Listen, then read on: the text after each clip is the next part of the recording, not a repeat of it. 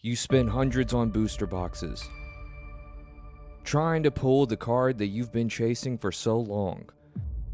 But all you end up with is a bunch of commons and regrets.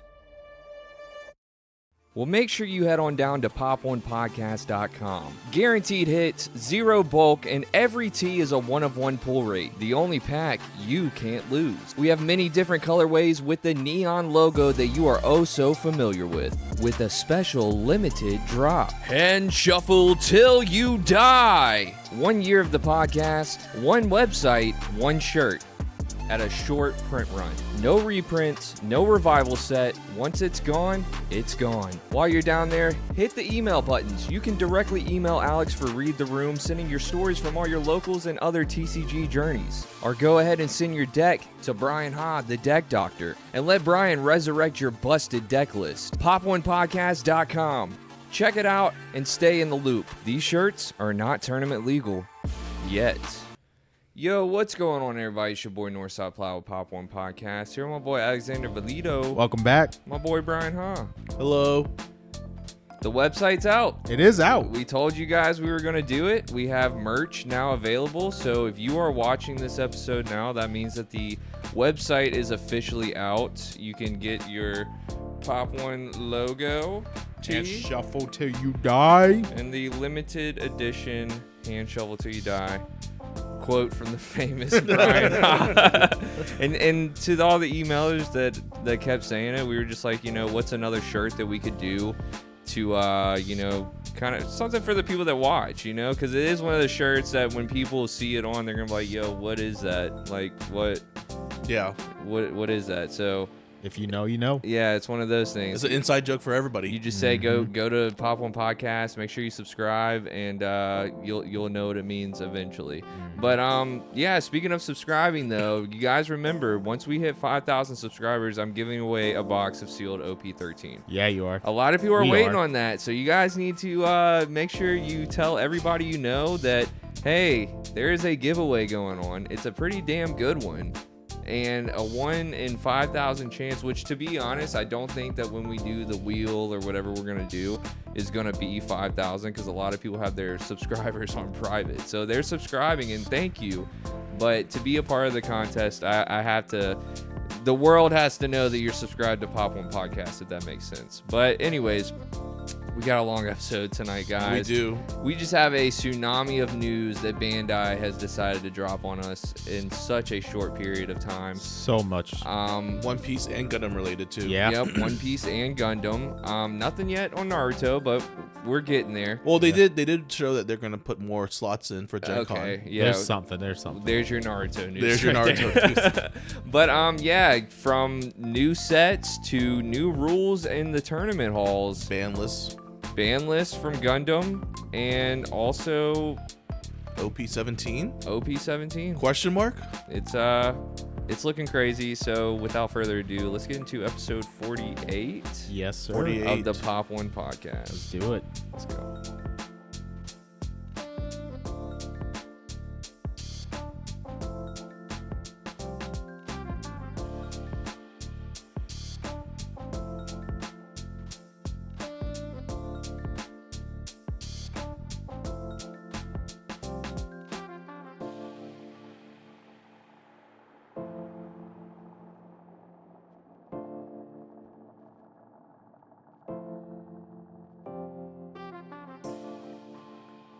All right, gentlemen. Yes, sir. Hello.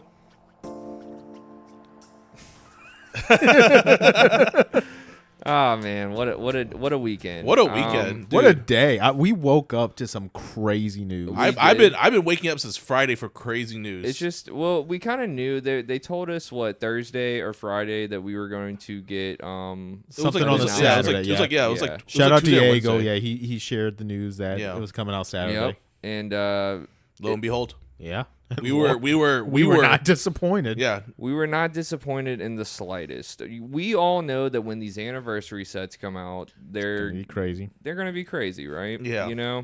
And with the last one being OP13, subscribe to enter. But it was a good set because there was multiple different rarities that you could get. Yep. Your chances of pulling a really nice card were very high. Yeah. And it looks like they're going that route this time with OP17. Yeah. With a little twist on it too, huh? With a little twist. And I like that. Now, we're not going to go over the trailer like we usually do here on the podcast. The last episode, we got like a little copyright strike. Yeah. And so when I tried to fix it by like dimming the video and like turning the volume, everybody was like, I can't even see it or hear it. And I'm just like, we didn't have a talk choice about it. Yeah. By the time you're watching this episode, you've seen all these cards. The important thing is that we talk about the cards. The leaders, oh my God, the leaders. So, yeah, the leaders. We already had two of them. crazy. Yeah, we already had two of them revealed. The Black Luffy and the Red Newgate. Yeah. And you guys know how I am. I don't really remember cards, let alone like really read them. But today is like my first time. I've seen the artwork for them, and that's what I really look at when it all first comes out. There's a lot of people that when they see these new sets, they start deck building like immediately. With what we have. Yeah. And so I just kind of look at the arts. I wait for look at the rarities and everything like that. And then I give it a little bit to cook, and then I start really reading these things. And we do need more to cook because they didn't really announce a lot. Yeah, so let's get into it. And we are going off of our Discord. We have a link or a channel in there that shows like all the leaked stuffs. And I woke up this morning, Discord was going crazy, so it's awesome. So let's take a look at, and by the way, I've said this 100 million times. I am the manga head biggest fanboy that there is. I love whenever they give us manga heads, even if it's like the ones from OP6 where they were like painted. Yeah. I just love when I think that every alt leader should have this style. I think manga heads are like the perfect leader card. It is perfect. Just keep doing it. Yeah. It's beautiful, and it's cool that they're doing it for like the anniversary sets and whatnot. Kaido.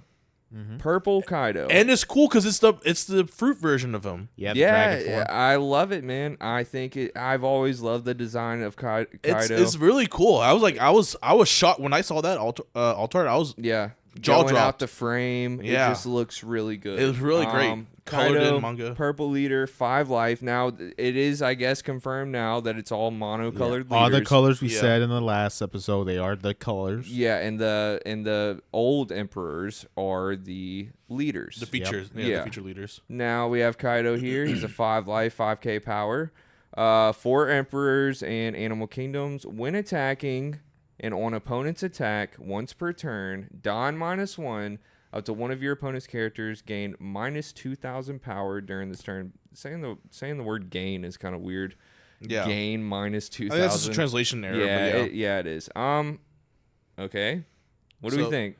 Crazy with that EBO4 support, or was it EBO4? Yeah, with the king and the king and the the king and the Kaido card are really crazy. So I think Kaido got legs, like for sure, 100%. And it's also like really crazy because like that's a red leader-ish effect. Yeah. On like that's almost kind of like what like a Shanks type like of thing. what Shanks Red was. Shanks, yeah. It doesn't really feel like a purple effect. No, not at all. Not at all. The Don -1 is like what makes it feel purple. Yeah. That's the only. Yeah, I think if it had some built-in ramp into it, it would have been way better. But like it's okay. We has a lot of stuff. We still got a lot of stuff to see. Yeah, exactly. For sure. All right. Big Mom. Oh my Yellow. gosh. This is the one that intrigued me. I haven't read it yet, so I'm interested to see this. Okay. Now, I have played every yellow leader that there has, all the good ones. Did you play the OG Big Mom yellow? I think I tried it once, and I just didn't like it. Get ready to get disappointed. Okay, let's see. Okay, Charlotte Linlin, yellow leader. Let's go. 5 life, 5k special. 4 emperors and Big Mom pirates. So when attacking, you may discard 1 card from your hand. I already hate it. Your opponent chooses 1. Oh. Yeah. Yeah, it's back to You that. see what you see what I mean? So discard 1 card from your hand, and then up to 1 card from the top of your deck to the top of your life card. So I can, when attacking, say, hey, you choose if I discard 2 essentially for a heal. To heal, or trash 1 card from your opponent's hand. It's not that good. No, so that's why I said get ready to be a little bit it disappointed. forces your opponent to choose. So correct me if I'm understanding wrong. So your opponent gets to choose where either they make you the Big Mom attacking And heal. discard a card to heal, or they could trash a card from their hand. Yeah, well, we and had have to trash a card from the hand for counter. Yeah, we had cards like this with the 7 Mom did that, right? It was kind of. Yeah, the 7. choose, Your opponent chooses one. Yeah, and then this effect is kind of on par with the Yellow Black Gecko, where he had discarded 3 cards to heal a life. Okay. So yeah. So it's not too far off from that. The only difference is that this Mom is a mono yellow. So there's no with black cards, you could have recurred cards from your trash to your hand back. Isn't all the old yellow? Oh yeah, all the old stuff is like rotated out. Yeah. So, but the support would be really if depending on support. Yeah, purple, yellow pudding might be crazy. Well, we need a new Pear Sparrow now. We need a new pudding. We need a Charlie Cracker. They we did need show. stuff like that. We're gonna go into a little bit, but they did show like a new Big Mom, which kind of makes it interesting. Yeah, it does make it interesting. I just think that like this effect is a little bit like there's no reason for me as the opponent to not choose you to discard an extra card to heal every single turn. Because at some point you're gonna run out of cards and you won't be able to counter out, and then I'll be able to just swing you into you. Yeah, because it's like either if I'm playing against a Big Mom and they're like, all right, you go ahead and choose. I mean, yeah, why wouldn't I say go ahead and discard another card and heal? I don't care. Like you know what I mean? Like what is it? Yeah, so who cares? Yeah, exactly. You're discarding 2 cards to get 1 card into life. I mean, I guess we got to see the support. Yeah. You know what I mean? Like, and that's always usually what it is. But it's just like, or if I have like 13 in hand, and I'm just like, okay. Imagine a.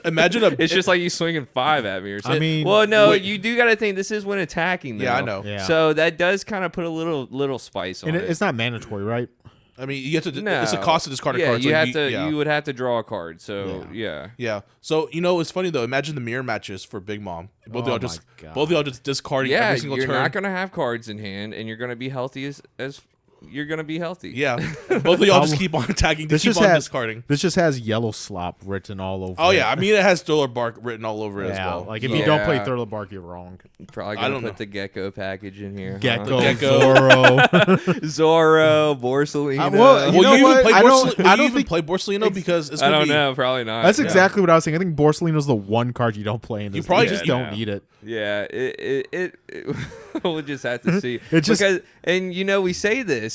It could be the Pop.1 curse to where we're like, it's gonna suck. And it's the best deck in the room. It's just got yellow. What's gonna happen is that the Big Mom player is gonna let themselves go down to 2 life. Yeah. Then heal at Borsa. Yeah. And then use leader effect to gain another life, go back to 4. Yep. So Yeah, because now it would be wild if the support has things that kind of already lower your opponent's hand. Yeah. To where they pretty much don't ever want to take that trash a card deal. Wouldn't that be blue though? More along the lines of blue. Look, brother, we're entering. You're right. I mean, look at purple it doing is, some red stuff. This does. I mean, it's very it's a lore big accurate. mom effect. Yeah, it's very lore it's accurate. Lore accurate. It is a big mom effect, but the stay or die the hand manipulation to me is nasty. It's kind of right, Alex. It does kind of sound a little blue. Yeah.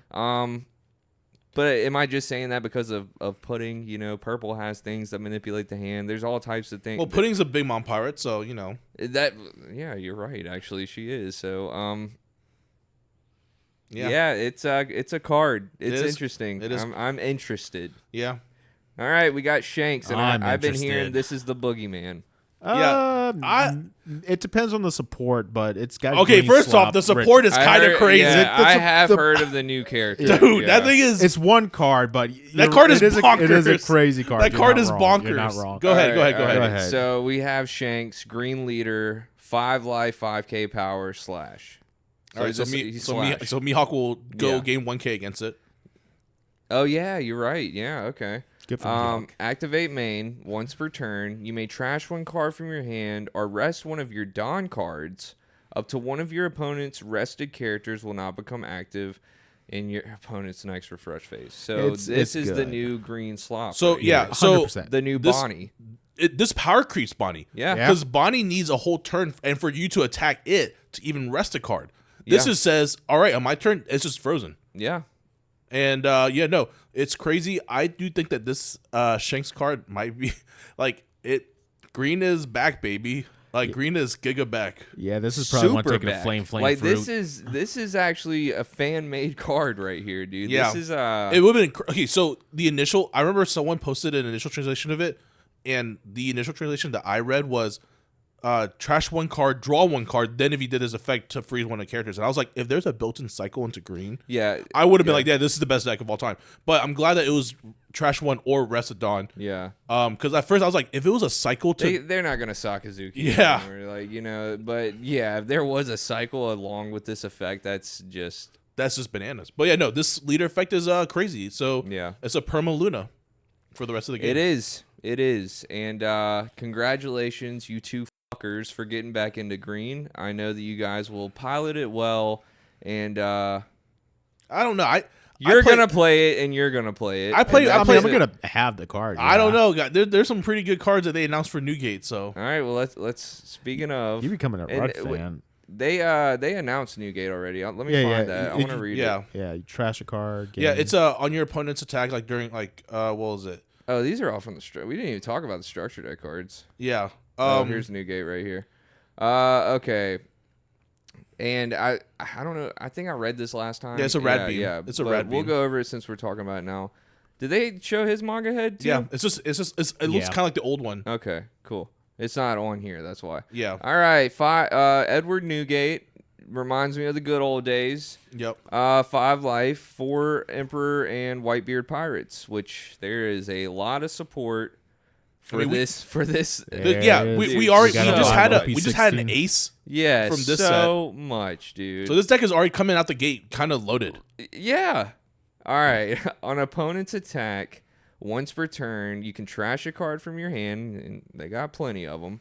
Up to one of your leader or character cards gains plus 4,000 power during this battle. Yeah, it's built-in rad beam. Beautiful. Yeah, a very simple red effect, and I love it. It's very similar to the Kaido effect almost. Yeah. So it just doesn't cost any card out of hand. But so we got two leaders that are manipulating power. Yeah. Mm-hmm. We have one leader that's just gimmick. That'll be the gimmick deck is the Linlin deck. And then the Black Luffy too. Oh yeah, let's read this one. That one got leaked too already. Yeah, right? that one. Yeah, that one got leaked too. It was a while ago. It's the It was next to the right. Yeah. There, Okay. yeah. So yeah, and then we have Luffy, Monkey D. Luffy. He's probably going to be cracked. So let's go ahead and read this. Red character. Oh, it's showing. Wait, what? Oh no, it's this one. Sorry. Yeah. Monkey D. Luffy, Black Leader, OP17, Strike. He's Elbaf, 4 Emperors, and Straw Hat Crew. So 3 tags on that one. All of your characters with a cost of 12 or more gain blocker. Well, it has to be 12 costs, and there's no way to do a 12 cost. Oh no, so 12 costs. Well, we just had a card that was doing that. Yeah, the Loki. The Loki. Yamato has something doing that. Yeah, doesn't it? the Momonosuke Yeah, thing? the Shinobu Momonosuke. Yeah. So okay, we're starting to see stuff like that. What are your thoughts on that? It's a Luffy leader, and it's a Black Luffy leader, and there's some Black Luffy leader support already from ST14 that will probably splash really well into this deck. Okay. Like what? The stage. They have the stage. There's a stage. There's a Luffy that gains rush if there's an 8-cost character or more. There's a event that it's like reverse Great Eruption. You give a character plus whatever costs, and then you draw a card. What structure deck is this? ST14. That's The the black one with black- the Black Nami and Black Sanji and all Yeah. of those in it. Yeah, I remember. Yeah, so that star deck might be really good support into this leader, to be honest. And on top of Wedding Dress Nami, Nightmare Luffy, just Speaking of, dude, that Wedding Dress Nami is Going so dumb, dude. I sold nuclear. that card for $50 when it came out, dude. And you got robbed. I'm sick. Yeah, Sick. yeah. It's a lot of money. So it was funny. My friend, Didn't I give it to you for like nothing? You gave me Yeah, I did. the Wedding Dress Nami? Yeah, No, I pulled. I pulled an altar and I gave it and whatnot. That's actually funny. I think you're right. Yeah. I wanted to say I pulled it, but now that no, I you think pulled about you it, pulled a Japanese one. Remember? I don't remember that. No, because remember your Brian's just brother, making your up brother-in-law. stuff. Oh yeah, he bought you, yeah. He bought you. A Oh box. yeah, you're right. You're And right. he pulled the Wedding Dress Nami. He pulled it. It was his box. Oh, was it his yeah, box? Yeah, Okay. yeah, that's what you're talking about. Yeah, so you're right. Yeah, we got robbed. I robbed you, and then I got robbed. You know what's funny? We rob each other over here. My buddy, he actually saw the value of it. He was like, "There's no reason why this card is $50." You know, so and he I bought was a bunch of them. Yeah, I was saying that too. I was like, this card is actually beautiful, dude. And like, it's a really good looking Nami card, you know. Yeah. And then you look at a lot of Nami. We can go into Market Watch all day. Let's get back into the topic. I'm just saying, like, Nami really good into this deck. I think so too. All right, we got a few characters leaked. It looks like we got like 5 or 6 of them. Yeah. We'll start off with Edward Newgate. Yeah, this is the crazy This is card. a new card, right? It's a new card, yeah. Edward Newgate, 10 cost, 12k power, 4 Emperors, Whitebeard Pirates. Character, obviously. If your opponent has a character with 10,000 power or more, give this card in your hand -4 cost. Okay, so it's a 6 drop. Yeah, so it can be a 6 drop. And on play, your monocolored leader's base power becomes 8,000 until the end of your opponent's next end phase. Look, I'm just saying, red ace with this leader, so the curve is you play the 8 cost Whitebeard, the one that you reveal 2 8,000 power characters, give someone -6,000, and then you gain 2,000 plus double attack, right? So you play on your 8 dawn turn. Then your 10 dawn turn, you play this guy. So then you make your monocolor red ace go to 8k on top of the 2k buff from the previous Newgate, and then you can give this Newgate rush, and then you're hitting 10, 12, 10k double attack. Okay. It's nasty. You've it's been wanting red to come back, Alex. I have been wanting red to come back. to show up. It's but back. you know what? This still isn't like broken. This doesn't break the game. If that red ace is real. winning. I love red topping, ace as a bro. deck. Shout out, right? shout out to my buddy Griffin. He actually top 64 at Virginia Regionals this weekend with red ace. It's topping, bro. It's red is showing its true color. I'll say it. I like that. Yeah, I think the red strategy needs more really good cards. Calling it now, guys. Pick up your red ace leader, alt arts. Dude, do it seriously, now. yeah. Are they cheap? I think so. They're like $40, $30. Dude, the goofy leaders. I hate that the goofy leader's 150, and I really want it, but I also know it's gonna drop sooner than later. I'm just sitting here. I'm just glad I picked up on that goofy leader. I'm so glad. One. Why didn't you? I thought you had it. No. I just sold one. You'll give me back. It's okay. Dude, this is crazy that I called that goofy leader, and like I'm glad that I caught that one. That was like a fucking, you did. That was a snipe. Usually everything that's called in here is like the complete opposite of what happens. But so like I was really glad I called that, but I really do think that now the red ace though with this Newgate, it might be cracked. I mean, it might be. I'm just like, look. When I read that Newgate, I was like freaking out. Like, were you? Like, I'm not sure about you. You might not have been thinking about red ace on your radar, but as someone who's been playing red ace, I've been so when I grind the sim a lot. If you ever go up on the sim, you play against Pop.1 podcast, Alex, that's me. Yeah. But the amount of times I play against red ace, I think I play against red ace more than I play against Nami and Teach. Which is and we're talking like the billion bounty level. Sim. People are playing red ace like crazy. I think that's definitely the sleeper pick of the format. And seeing some of this new support, I could see it staying very relevant and being like very meta. Defining next. It's just crazy to me. Like I was that like, 4-drop Luffy only coming out for 2, not for what? And then you make your leader 7k for free. Yeah, and now you don't even need that Luffy anymore because you're gonna have this Newgate. That was exactly my question. I'm like, do we even need this card with this dumb Newgate that you can play for 6? It's getting silly. I wonder if they're gonna do something to like manipulate your opponent's attacks that way you can play this out for 6, or just play a mirror match. I don't know. It don't matter to me. That would be a fun mirror match. It would not be. It would be a toxic mirror match. I'm just saying, dude. I'm calling it right now. What like if they give any good 8,000 power character in this Newgate build, which I think they might, there has to be at least one. Like this red, like whether it's defensive, because like you can technically play the 8 cost Newgate in this Newgate too. Yeah. So like you have a defensive version of red or an aggro version with ace. Is this a SR? Are these the SRs that we're seeing? Yeah, these are SRs and the manga rares. Yeah. So I wonder if like the rares are gonna be crazy. Oh my god. I don't know. That's just me.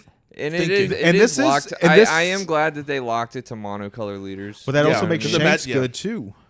It does make the red. Yeah, mono you red. You can play this in mono red Shanks. Yeah, mono red Shanks. But I don't think you would need. Yeah, it just calls for monocolored leaders. Yeah. So I don't think you would. Yeah, like Brian's saying, I don't think you would need it because I've been playing against Shanks lately, and they got enough. Dude. Yeah, they have their own. They have their own Shanks. I think they run like 4 different copies of Shanks, dude, and then that Ben. Well, you Beckman can play them all for free so with Beckman, dumb, which is dude. silly. It's really dumb. I think Red Shanks is. It's like weird though. It's like still too slow. It's like they have all this stuff, and it's like still kind of too. Well, you slow. gotta like fill it with the Utas and the Lucky Roos for the blockers. I don't even think you. I mean, but you do, but like it's the way to beat it, because it's not an easy matchup for a Goofy. It's a pretty rough matchup for Goofy. But the way to beat it is to rush it down. But the reality is the Shanks leader effect is so simple. -1K your opponent for free. It does a lot. It's pretty relevant. It's for the turn too. Yeah. So like even if you swung with 5K for leader and they reduce it to 4K and you restand with your restand event, like it's still gonna be 4K. Yep. I played it at a locals and I didn't realize that. I would close the game out with Rush Luffy, and he's 6,000 power. I attack.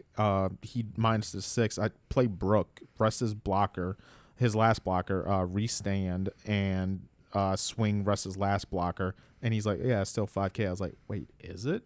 Yeah, I didn't realize that. Luckily, I still won, but it was close because of that. Yeah. But yeah, no, it's red. Yeah, pretty cool. All right, let's check out my neck of the woods. Okay, this card. My lovely yellow neck of the woods. You're looking at this yellow Linlin. This card right. is interesting. I'll say that because we still have a lot to be reviewed. So we do get another 10-drop Big Mom. Yeah. God, I remember everybody was crying over the first one, dude. Ban that card, man. It's ruining the game, man. Ban that card. Yeah, okay. Let's see what this one does. So we got Charlotte Linlin. She's yellow. 10 cost, 12K power. Love it. Four Emperors, Big Mom Pirates. So on your turn, all of your characters with a 4,000 base power and a trigger become an 8,000 base power. So we're doing a little Bello Betty right here. Yeah. We're just going to boost the whole board with that. And then, wait, does it say? Oh, I get to draw a card and choose one. That's actually cool. I like that you get to draw the card. So you could, I guess, leader check before you drop this one. Go ahead and activate the Big Mom, and then you're cycling in a way if you're gonna drop this one too. But I don't know. It's kind of weird. So draw a card and choose one. You can add one card from the top of your deck to the top of your life cards. Good. Yeah. Or you can add one card from the top of your opponent's life cards to the other hand. Good. Yeah. That is a good. Is it leader locked or anything like that? No. Don't look like it. So just a new yellow staple. More yellow sloppy. Yeah. And so Big Mom be giving that sloppy, bro. I don't know. So like, do you think this will make Nami even more broken? Oh, let's think about this in Nami, Brian. Okay, so we have it's also we have a Rush. character. Is it Rush? Oh, I'm sorry. I'm looking at the Shanks. Oh, Dude, the yeah, way yeah. you have the Discord where it's like I don't have it below. like this. Okay. Yeah. So Yeah. let's So think it's about on, this. That's what I was looking for. It's on play. Let's think about this in a No, Nami. your turn. What? I don't want to think about a Nami. I just think like would you play this over? Would you play the Newgate? The 10-12 blocker Newgate that draws 2, discard 1. Oh no. Yeah. So every turn you can make your 4,000. I don't know. 8,000. That Newgate though is a pretty big blocker though. Like it is a big blocker, and it does facilitate your leader effect because you can give Dawn to your leader to. You probably wouldn't play the Teach anymore. I don't think you would play this Nami. I'm not gonna lie. Because it costs all your Dawn, so unless you have a girl established, you won't get Dawn anything. Yeah, and how many? You're not going to use the effect for the 4,000 base power thing. Yeah, that's never going to happen either. Yeah, you're not going to. I mean, well, we don't know. If that's you're going to play so girl. That's why you're going to fill your board up with the girl promo. What if they? Well, it doesn't have a trigger, so it what doesn't if they matter. do like it trigger? doesn't, yeah. What if they do like trigger generic cards? Well, all the throw buffs are from this Well, card they're right 5,000, here. so Yeah, they they're all wouldn't- 5,000. From this yeah. card right here, I'm gonna tell you, Big Mom is going to be a trigger happy heavy deck. Yeah, dude. but they're all This gonna is be 4,000 power, and then like See, it won't. yeah. they're gonna be weaklings until. But they there get to might be beginning. other cards. There's probably going to be like a Katakuri card or Yeah, there could be a another Paro character. Sparrow that says give all your Big Mom pirates plus 2K for the turn, or something dumb Something like that. dumb. Yeah, Yeah, I'm just I mean, thinking this in the context of I think what would be really good in is the what was it? Purple yellow pudding. Oh, Really Yeah. spicy Oh, purple yeah. yellow pudding. Yeah. oh yeah. That's Yeah. a deck. That is a Because deck. I'm trying to think. Because then you can park your the Katakuri, the one that brings out another category, you can park it, swing with it next turn, and then crack it to make the blocker out. Damn, dude. Actually, purple yellow pudding might actually get a more of a boost than this Big Mom deck. Yeah, because now you're rushing into 10 costs, and you can drop her faster. And dude, the Big Mom Pirates in purple, they did a good job with those cards. So purple yellow pudding has the starter deck coming out, plus this pack coming out. Dude, if you're a purple yellow pudding main, dude, scoop up, get the alt art now. I'm saying that's good, man. All right, so I love a good 10 drop Big Mom. I'm not a biggest fan of this card. I feel like this definitely feels like a like they scaled it down enough to make it only viable in the yellow Big Mom deck. Yeah, but I mean, it's obviously got some legs and Big Mom. Yeah, because I mean, you don't have to. That's the on play effect is the choosing stuff. You can. Oh wait, no, this is a lingering effect. Your turn. Yeah. Oh. I don't know, man. This is something. I mean, it's something. This card right here is something. I didn't know it was a lingering effect. So it's just while this is on the field, this is going to be going down. Yeah, it is. I mean, it is going to be lingering, but like it's just like is it going to be like super good? Would you rather leave your category like let's say like unless the yellow Big Mama deck is literally all just 4K body characters, Yeah. Like, are you really just gonna leave them on the board like that, until you get to 10 drop? Dude, and then I'm thinking drop about it down? some Bello Betty stuff. I played Bello Betty in a Pirates party today. That's why I'm thinking about it. Yeah. But There was a Pirates party today? Yeah, at BGP. But I don't know, man. I don't know. Yeah, I don't think. Does it have a trigger? The 10 drop has a trigger? It doesn't. No have trigger. So I mean, I was just wondering. I don't know. I can't. I the can't on see play this. is not bad. Yeah. And it's probably It's gonna be really just- good. Is in Big Mom. It's very interesting. We just Exactly. we need to see what else gets revealed. Yeah, it needs more. It's got a you're lot. right, It's got a lot No. of potential. Yeah, but now here comes. Oh All my right, gosh! So I'm apparently so this is the excited. boogeyman of the Dude, cards this right here. card is So crazy. silly. Oh my god! All right, we got Shanks. Every time we see Shanks on a card, it's actually nuts. So Yeah. we got Shanks. He's a 10 cost 12K, 4 Emperors and red-haired pirates, and he's green. Green. He gets Rush. Yeah, he does. That's That's it. He crazy. gets Rush and on play. Set up to 2 of your Dawn cards is active. Ooh. Then rest all of your opponent's characters. Yeah, dude, is that not stupid? When you drop this card, you might as well just Well, you smile can't. and wave, Well, you man. can't pair it with Luna. That's the good news. Yeah, you can. How? If you're playing Mihawk, you just rest one of the Dawn that you got refunded, and then Oh, you just yeah. and then you That's just play true. Luna. That is true. You could do that. Yeah. But also, I'm kind of looking at this with Shanks, and you rest all your opponent's characters. This can just swing. No into- offense, but like if you're playing, if they make green cards, generic green cards, there's no reason not to think about it in Mihawk at this point, because Mihawk is just kind of crazy. You're not wrong, but the Shanks effect is also kind of crazy. And not to mention with the leader, like you don't have to rest a Dawn. You can Trash a card. Trash a card. So it's like, let me still use those. Yeah, get 2 rid of one of Dawn. these like bricks. Yeah, and then I'll just trash a card and still Perma freeze your blocker, freeze your blocker beards, yeah. your 10 drop blocker. And there's beards no or like anything. limit to the character Nope. cost for Shanks. Yeah, No, it's Yeah. every character. I think that's why people are calling this the Boogeyman, because the Shanks has no limits. And this is going to be played in Mihawk. It'd be Mihawk, Green Bonnie, any green slot deck, Dude, why was Mihawk the ultimate green leader? Dude, I don't know, dude. They really cooked with that leader, Dude, it is insane. I remember calling it the fraudest deck, and then I was eating my own words. I'm like, Yeah, this you deck's won a kinda sword fun. champion with that. It's like you give green a little bit, and they turn into just the big sloppiest pile of throw up, dude. Yeah. It's all. But like, is it really sloppy? Because like the whole point of Mihawk is to search slash characters. It'll get and that to is that a point, slash though. character. It's going to It get to that is. point, though. So- was It is. Bonnie really sloppy when it first came out? A little bit, but Yeah. not as much. You know what I mean? Let it cook, because the leader effects on the Shanks leader is crazy, and Mihawk's leader effect is just crazy. we as were well. talking about green like we talk about yellow now. We might be talking about green like that again soon. Oh, for sure. Yeah. I love when people complain about yellow, because then I read stupid stuff like this, and I'm like, what are you guys talking about? It's so funny. Just rest my board. Yeah, every Yeah. time I play Well, with like, Mihawk, it's it's just very my low- opponent just yeah. doesn't get to play. It's very lore accurate. I mean, like everyone bends. Yeah, when- it conquers hockey. When Yeah. Shanks shows up, everyone bends. If you know? you got a problem with any deck, just rest my board. That's all you have to do now. It's kind of you like, play this card for 10 Don and rest my board. and then you get refunded 2 Don, so it's an 8 cost. This kills Teach automatically. Yeah. Yeah. Yeah. Well, I mean, like, yeah, you can still leader effect to pivot the attack, I guess. It's still gonna rest my whole board. Oh, yeah, I know it's gonna rest your whole board. I know, yeah. It's gonna rest all my Teach. It's silly. No, it is silly. It is super silly. I guess I'm playing green. I honestly You're think not gonna play I honestly think I green. have to.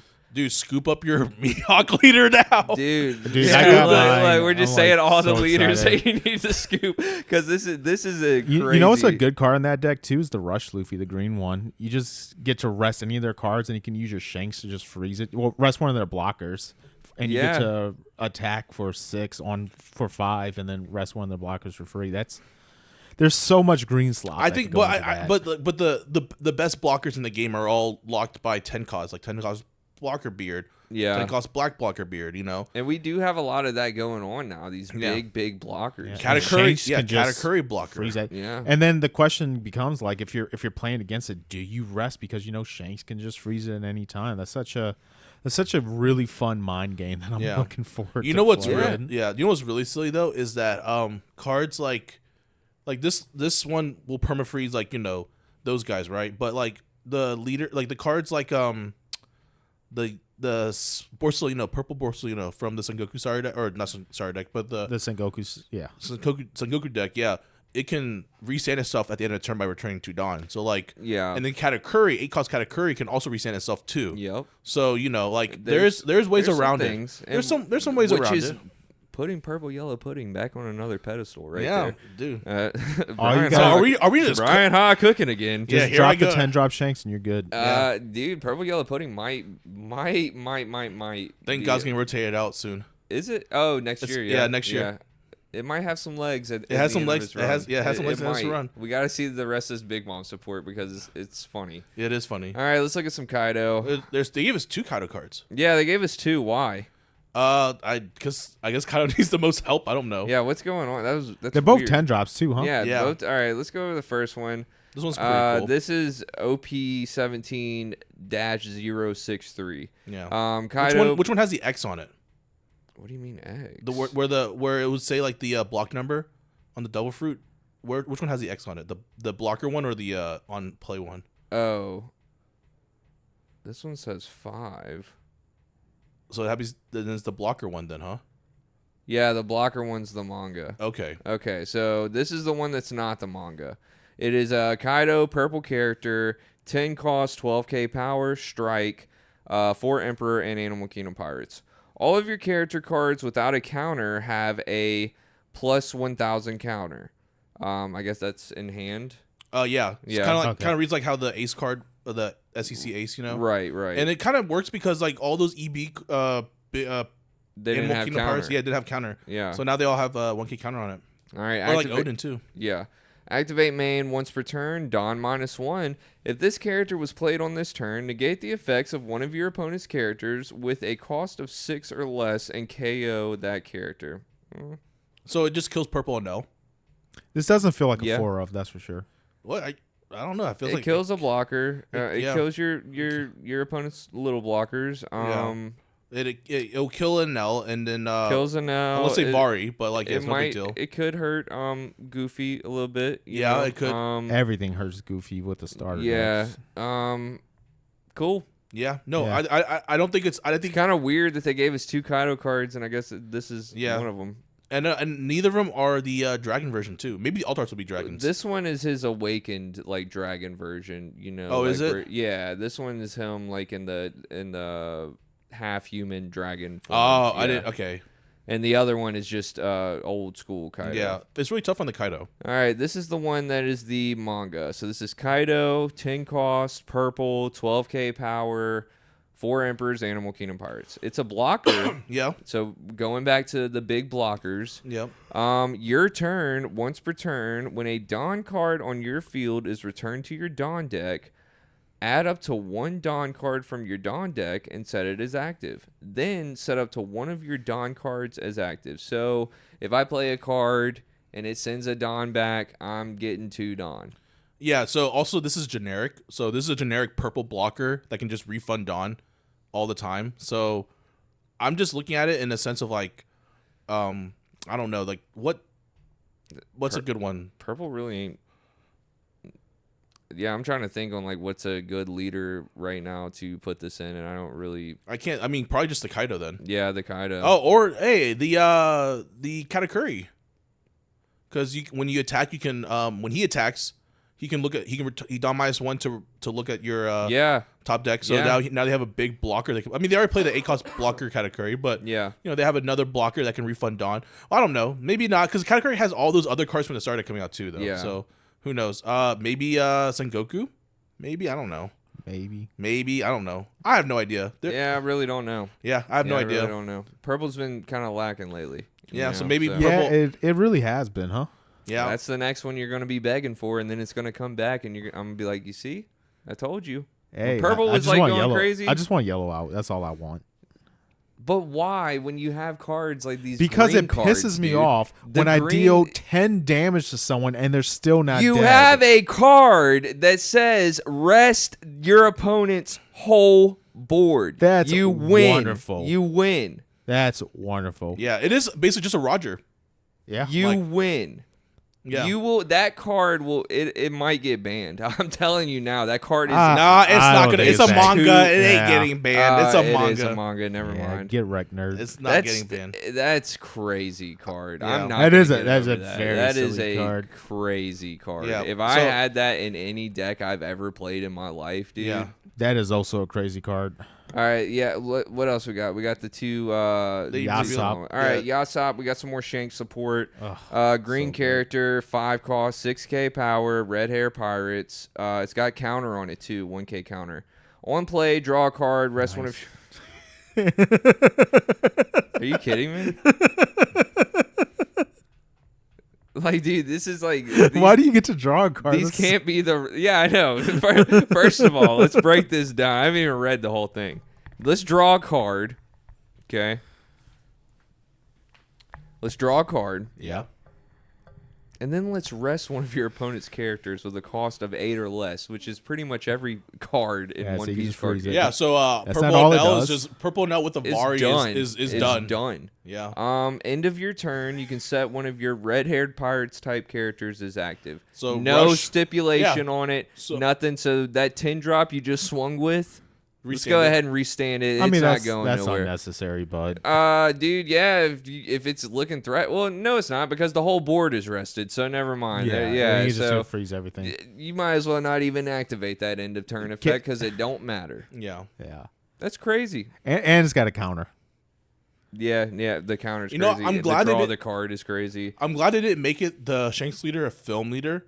With all the film support out. Oh, my God. Because that would have been just crazy, actually. Well, not to mention the stat lines on this is kind of good, too. It's a 5/6, man. Like, it's just... it's just a very middle of the road. It's a very middle of the road. Like, that's like a basic card... what was it? Basic stat line I would expect, you know? Yeah. Yeah, but go all the way to the bottom. You could have took the counter off of that card. I don't think so. I think it needs it. Bro, this whole deck is just like... It's not good. This is not good, guys. Go. We had a card that got leaked a few hours ago, all the way at the bottom. Just read that one. This is Bonk Punch and Monster. It doesn't. Oh wait. Yeah, it does. Okay, it's a blocker. 4 drop, 3K, 1K counter blocker. On play, KO one of your opponent's rested characters with a cost of 6 or less. So for 4 Dawn, I can just kill one of the characters. And it's a blocker. Yep. And it has counter. Yep. Yeah, so they're just mixing in some other effects into green, huh? Yeah, green's got some crazy stuff. I'm calling it now. Best deck. I don't know. We don't know the leader yet, but green will be best deck. We don't know which leader is going to be the best one. I mean, it might be Shanks. I'm just saying. Shanks is good, but Mihawk is still a crazy leader too. I mean, the issue with the Mihawk is a lot of the support for the Mihawk. You're gonna want to play slash characters, and the the red hair pirates are not slash. It's just Shanks. Isn't Shanks? Everyone else is like ranged. Lucky Roo is a gun. Ben Beckman's a gun. Yasop's a gun. Yeah, but like Perron can search the slash characters, which, let's face it, we want to. You want to see the Shanks, yeah. You want to see the Shanks as much as you can. I don't know, boys. Yeah. All right, we got another card. God, that just blew my heart right there. Dude, that last card, just because I was looking at this at work before we came, I didn't even see that card. I didn't see it until just now. I'm like, wow, Green Shanks is looking nice. Let's rest everything and kill it. Yeah. That's basically what. Hey, what are you playing today, dude? I'm playing rest everything and kill it. That's the I'm deck getting playing. flashbacks for when I finally got decent at the game with the Bonnie. I was just pissing everyone off, just controlling their board. I'm gonna do it now with Shanks. I can't wait. Yeah, You know what? Yellow's the problem. You know what deck could really counter that Shanks though? What? Limb. Yeah. I think the only way to beat green right now is with green. Yeah. Like, it's just, that's what it is. Because like your Bonnie deck, I remember when I was playing Lim and you were like playing Bonnie and you're like, I just mess you up, don't I? And I'm like, dude, it's like, why? Let's see you try. Why build any other deck on here? I mean, dude, the red seems kind of fun. The red seems fun. They all good. seem fun. I'm not gonna lie. They all seem for what we know. They all seem fun, and for what we're speculating with all the cards that are out now. Just the fact that they made that one new gate and they made Red Ace last set, and they're like Red Ace already has the Searcher, has like a super consistent line. I wouldn't be surprised if they made the rest of the new gate support really dog shit. Because like you really don't need to make much more effects. Like the Red Ace deck has all the red hair or the Whitebeard Pirates support that you would really need. You could just make some really dog shit cards like Moby Dick, Yeah. Like almost anything that you play in the Red Ace deck, you can almost play in this deck. Yeah. So yeah, just buy the red slop, but all red slop is just the Whitebeard card. Yeah, all it needs now is a new Searcher, like another EZO Searcher. We're probably gonna get a new Searcher. Yeah, like just wait for it. Just wait for it. New red hair pirate Searcher. It's gonna be nice. That's green, yeah. So add any red hair pirates to hand, just one drop. Yeah. Okay. So there's one more card reveal, right? We have one more, and it's Usopp. I guarantee it's not gonna blow my mind like these other ones. I don't know. Oh, really? Is it? And I haven't read these, so it's all funny. Usopp, black character, 2 cost. Oh, it's a 2-drop. Okay. 2K power. It's Elbaf, Straw Hat Crew, and it's got a 1K counter. Okay. If there is a character with a cost of 12 or more, this character gains plus 3K. All right. So it's a 2 cost 5,000 power. I like that. Yeah, and it's a Searcher. On play, 3 cards from the top. Why does black always do like the 3 cards? Anyways, I think because it trashes a lot of these decks. Is this are doing trashing? 3. Is it trash them? I think Yeah, trash sure, the rest. Yeah, it's top of the deck. Reveal 1 Elbaf, so it's not even Straw Hat. It's just Elbaf, and then so this is your Elbaf Searcher. Yeah. And add it to your hand and trash the rest. So I mean, like most of the black cards have been like a weird number just because it's gonna just trash. But this is kind of like overly statted if you think about it. It's a 2 cost 5K potentially. Yeah, because Searchers are always historically just little weenies, but I like how they're doing this where they're making it kind of, able to still do some damage to your opponent. It's kind of like you can't just ignore it. You can't. And we definitely can't ignore the rest of the stuff that they gave us. So that's a lot right there. As a player, that is a lot right there in the beginning. Yeah. You know what I mean? And this is just like scratching the surface. And by the way, this is all global release. This is the set Yeah. for it, Like, we are all getting this. We will at the not same be able time. to look at Japan and this is a whole this I'm gonna say it now. We're in a new game, boys. This is going to be a whole new world for everybody in the One Piece card game. And it's something that everybody should embrace because these leaders are powerful. Yeah. It is definitely going to reshape the meta. No matter how you look at it, be it revive old leaders or these new ones are just insane. I just hope people can get the product. They will. Oh, yeah. Anniversary sets are always fairly easy to get. Honestly, all anniversary sets have dipped the most that a One Piece set has ever dipped ever, and then they just shoot up. Yeah, it's history. OP16 finally hit below 200, I want to say. Oh, OP16's everything's going down right now. Now, all cards are going down right now, even Pokemon and stuff. That we can talk about that another time, though. We got the SPs. Yeah. Yeah. And you guys know I love me an SP or two. Yeah. We got a few of them, and these are crazy. I think that we're calling these the hockey SPs. Yeah. Now, I will say the little image right here does not do them justice. No. Yeah. You have to watch the Yeah. video, the preview video, where they're actually showing the texture and everything. I'm not a big fan of monochromatic cards. So when I initially saw these, I initially was very like hesitant. They have grown a little bit on me, maybe because like it's just good art. It's just crazy good art. You know, like I just like the Roger's crazy. The Roger's probably the best one, right? The Zoro's really good. Is that the Zoro's good too? Yeah, don't get me wrong. Is that the Odin that comes out the starter deck? Yeah, that's the Odin comes out of starter deck. That's the promo Roger. What Garp is this? This is for Navy Kuzan. one. Yeah, it's a Kuzan Garp. Yeah.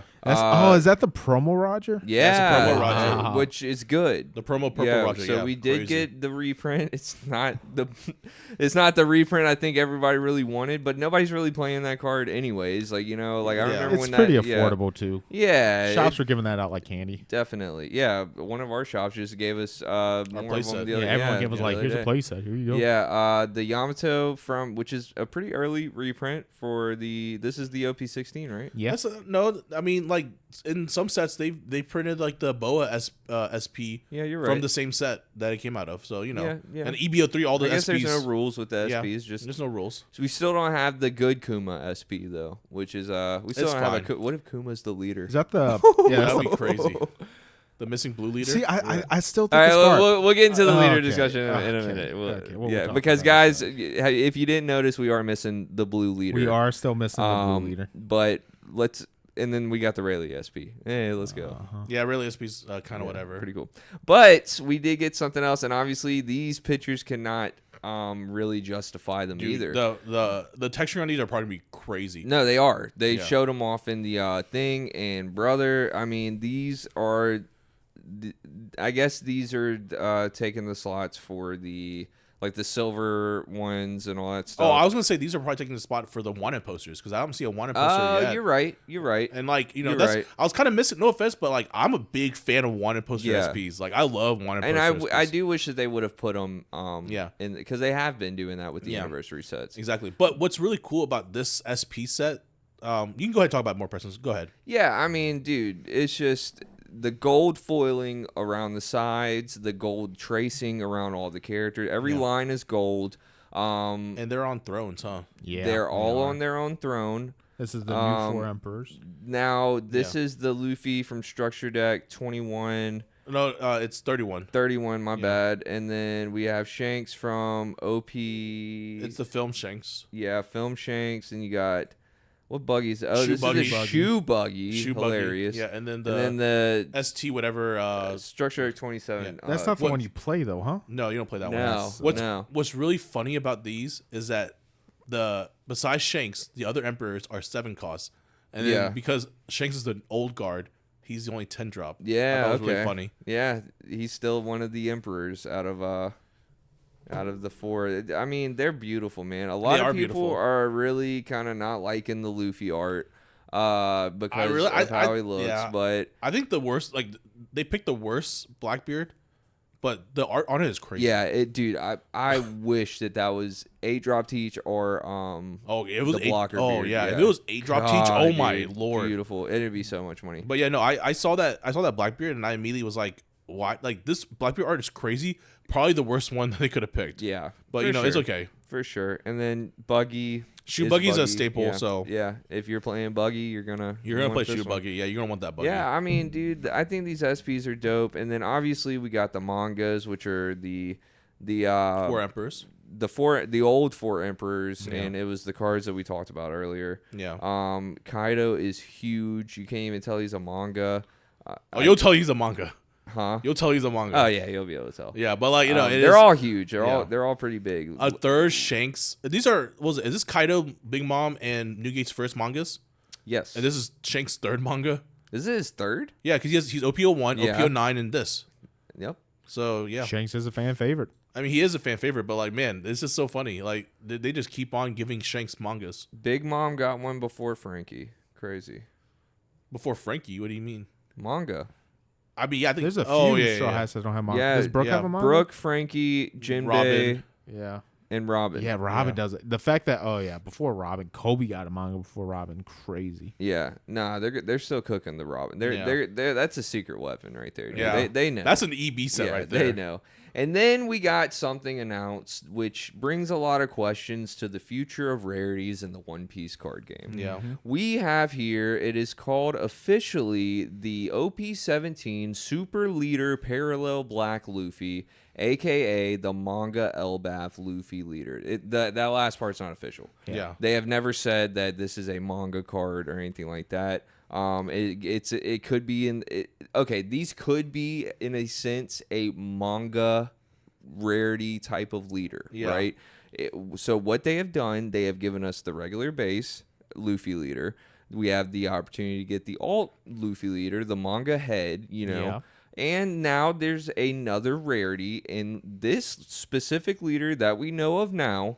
That is called the Super Parallel, which would be the Super Alt Art version of this leader. Now, the thing about this leader, it's coated in that gold foiling that I love so much. The words, the trim, everything. I like that the black is around. It just looks really good. And it is Luffy in his Oda artwork. Yep. As well as a manga back panel.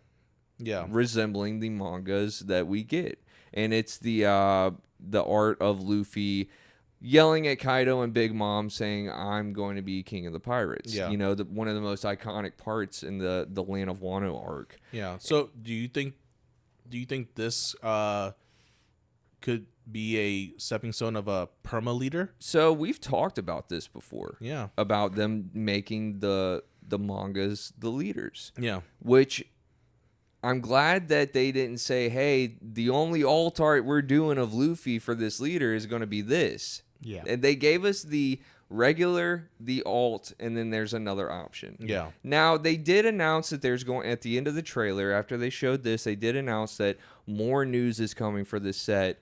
Stay tuned. Yeah. And for them to say that, obviously they're boosting up the hype for the missing blue leader, which we did a poll on, was it TikTok or Instagram? One of those. It was one. We got a lot of votes on it, and a lot of people want Franky to be the leader. Yeah.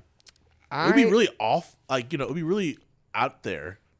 There was somewhere that they said something that everybody thought it was going to be Franky. I don't know what it was, and I forgot when this was I think it was said. like the Amazon. I think it was like a distribution. It was the distribution like what was it, like what to expect for OP17, right? And was it the same one where they kind of leaked where all the mangas were going to be? Maybe I don't remember. We have to dig heard these leaks about the mangas like 4 months ago, 3 or 4 months ago. Yeah, a couple months ago. And I'm hoping that something like this. I'm hoping that they're going to say they're going to do this for all the leaders. Yeah. And now, so if they do for all the leaders, and they make them, and they let's say they call them manga leaders. Yeah. Like, will they be perma leaders? Will they be permanently in the game forever? Because they said mangas will be in the game forever. You know what I mean? Right now, like I think we have a clear picture of it. It has L on it. So L for leader, obviously. So there's no X on it. Unless they change it, right now it says the 5 slot. Yeah. So that doesn't mean that they're trying to hide their tracks or prevent clues from us figuring out things or anything like that. I don't know. They could change it. This could also be in the same realm as the manga events that we've been. That's getting, true. Yeah. Well, that was kind of like a fan. Like we called that manga rares. Yeah, but like, what slots are those events in? Are they SPs or that's they true. Their own? I think they're their own alt art thing, right? Yeah. So and is this something that's just going to be for the anniversary stuff? Yeah. Which I'm fine with that too. Oh yeah. But I do like the idea of not only me being able to pull the alt art, but there's like an idea that kind of runs off of Union Arena where I can pull that double star. Yeah. You know what I mean? Or I can pull, or even like Pokemon, the 1, 2, and 3, the star black system. stars. Yeah. And then they have Gundam too. Yeah. So yeah, the LR plus and the plus plus and stuff like that. Is this where we're going? They have blurred out the rarity at the bottom Yeah. And I can't see it in this screenshot. I don't know if so you it says can see so it. it says L and then it has the devil fruit with 5 on it. Confirmed. On this side, it says OP17 L and the devil fruit with the 5. Okay. Well, I guess maybe it won't be a perma leader then because unless they're just like, not wanting to give that much information out. Yeah. And we are kind of grasping at straws right here. Yeah. We don't know. Yeah. This is the speculation for OP17. What if we start deal. opening OP17 and then we look at the leaders and they all have like the X on them? And they're just like, we're not doing that no more. Are they going to do wanted posters again? See, that's the thing. I don't know. I feel like the Thrones, the Throne SPs took up the slot for wanted posters, which I talked about before. I like wanted posters. I think wanted posters are one of my favorite rarities because nothing looks like that in the card game at all. Yeah, and that's very reminiscent of like the lore of the One Piece card game or like the One Piece anime and manga. One Piece in general. Yeah. Yeah, just wanted posters are like really big. A Fever card. Yeah. Yeah. I mean, look, guys, this looks big. Yeah, this is huge. It's not. I'm not disappointed. Yeah. I will say when I first saw everything, I was kind of like, y'all like this? And then, they just did the Ace and the Luffy. It wasn't. I'm not the biggest fan of the SPs. I'm not gonna lie, but I said this about the last ones too, and then I saw them in person, and I was like, I love these. Yeah, So it's just. I don't know. I love those Conqueror's hockeys. Those look so good. I'm not a big fan of monochromatic cards. Yeah, it reminds me every time I see a card like this, it always reminds me of that Ryuma card, or what was that? Was it Ryuma? Which one? The Oda stamped monsters. Oh yeah. Yeah, it reminds me of that. That one's a pretty good one. But yeah, no, I know what you mean. I can see where you're coming from. I'm just like I said, I've never been a big fan of monochromatic. I hate it. Like when they did those EX decks, like the 3 captains and the what was it called? 3 captains and 3 brothers, Yeah. And they had the monochromatic versions as the alt arts, I hated that. I mean, they look sick, Yeah, that's what these remind me of. Yeah, I know what you're talking about. Like they look sick, they look absolutely sick as a full deck, but like I'm just not the biggest fan of them. These personally. just look like some really cool like sketches, man. Like they're cool. I mean, they cook. Like, the Roger looks crazy good. I mean, the Roger's crazy. The Zoro looks crazy. Zoro looks good. Yeah, the Zoro looks good. The Rayleigh's probably really weak. The Zoro, I think they all look good. I mean, they all look good. I mean, like the Rayleigh does look the weakest in a way too. So that Odin one has to probably the Odin and the Zoro are probably gonna be the most expensive because those are. The Roger's gonna be 100% the most. Y'all expensive. keep sleeping on Kuzan, and it's gonna be funny when that deck. Dude, okay, so up. like, well, no, I've been looking because like they dropped that Garp from the Kuzan deck. Yeah, I know that. Yeah. I'm just saying, like, this card is going to be just as out there, dude. I know. I think Kuzan's gonna be super meta relevant.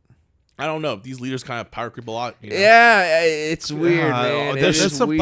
I think Kuzan got it's kind of nice. I think specifically the Shanks itself. That's the most power creepable card I can compare because there's like the Big Mom doesn't have a direct translation. Yeah, the Big Mom's weird. The Kaido doesn't have a direct translation really either.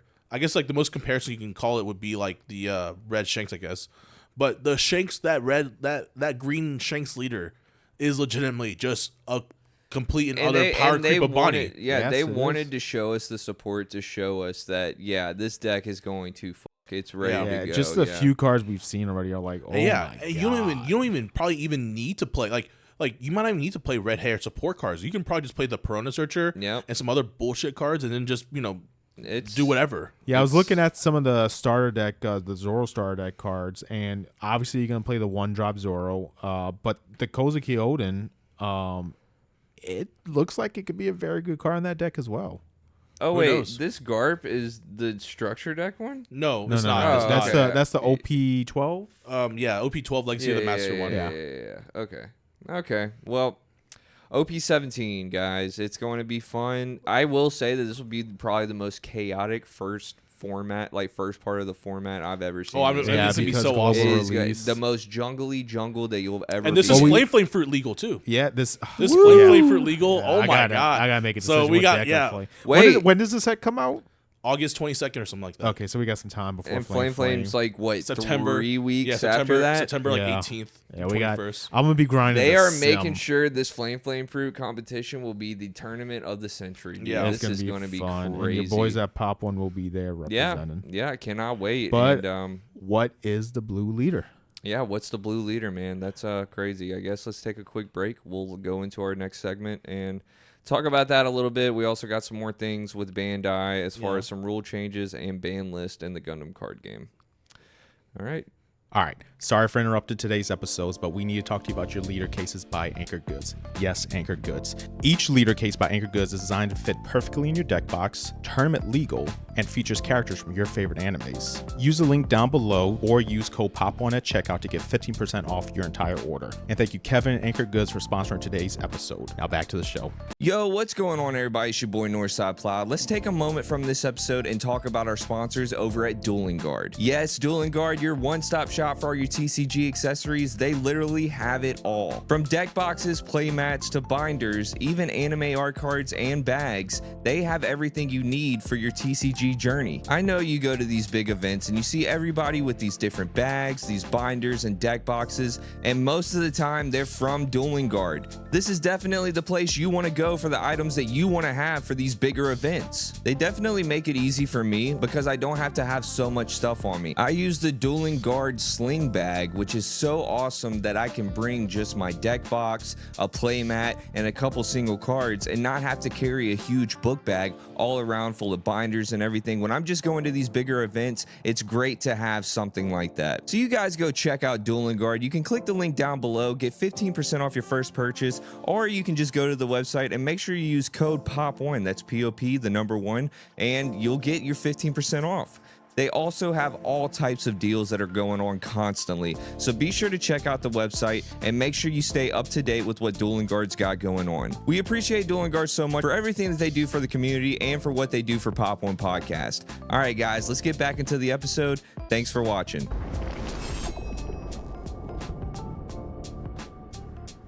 You spend hundreds on booster boxes, trying to pull the card that you've been chasing for so long. But all you end up with is a bunch of commons and regrets. Well, make sure you head on down to Pop.1podcast.com. Guaranteed hits, zero bulk, and every tee is a 1-of-1 pull rate. The only pack you can't lose. We have many different colorways with the neon logo that you are oh so familiar with a special limited drop. And shuffle till you die. 1 year of the podcast, one website, one shirt. At a short print run.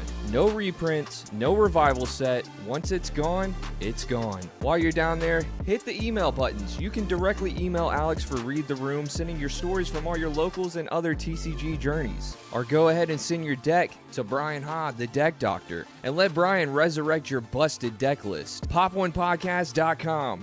Check it out and stay in the loop. These shirts are not tournament legal yet. All right, guys, welcome back. If you guys haven't noticed, we are going to continue our discussion from segment 1.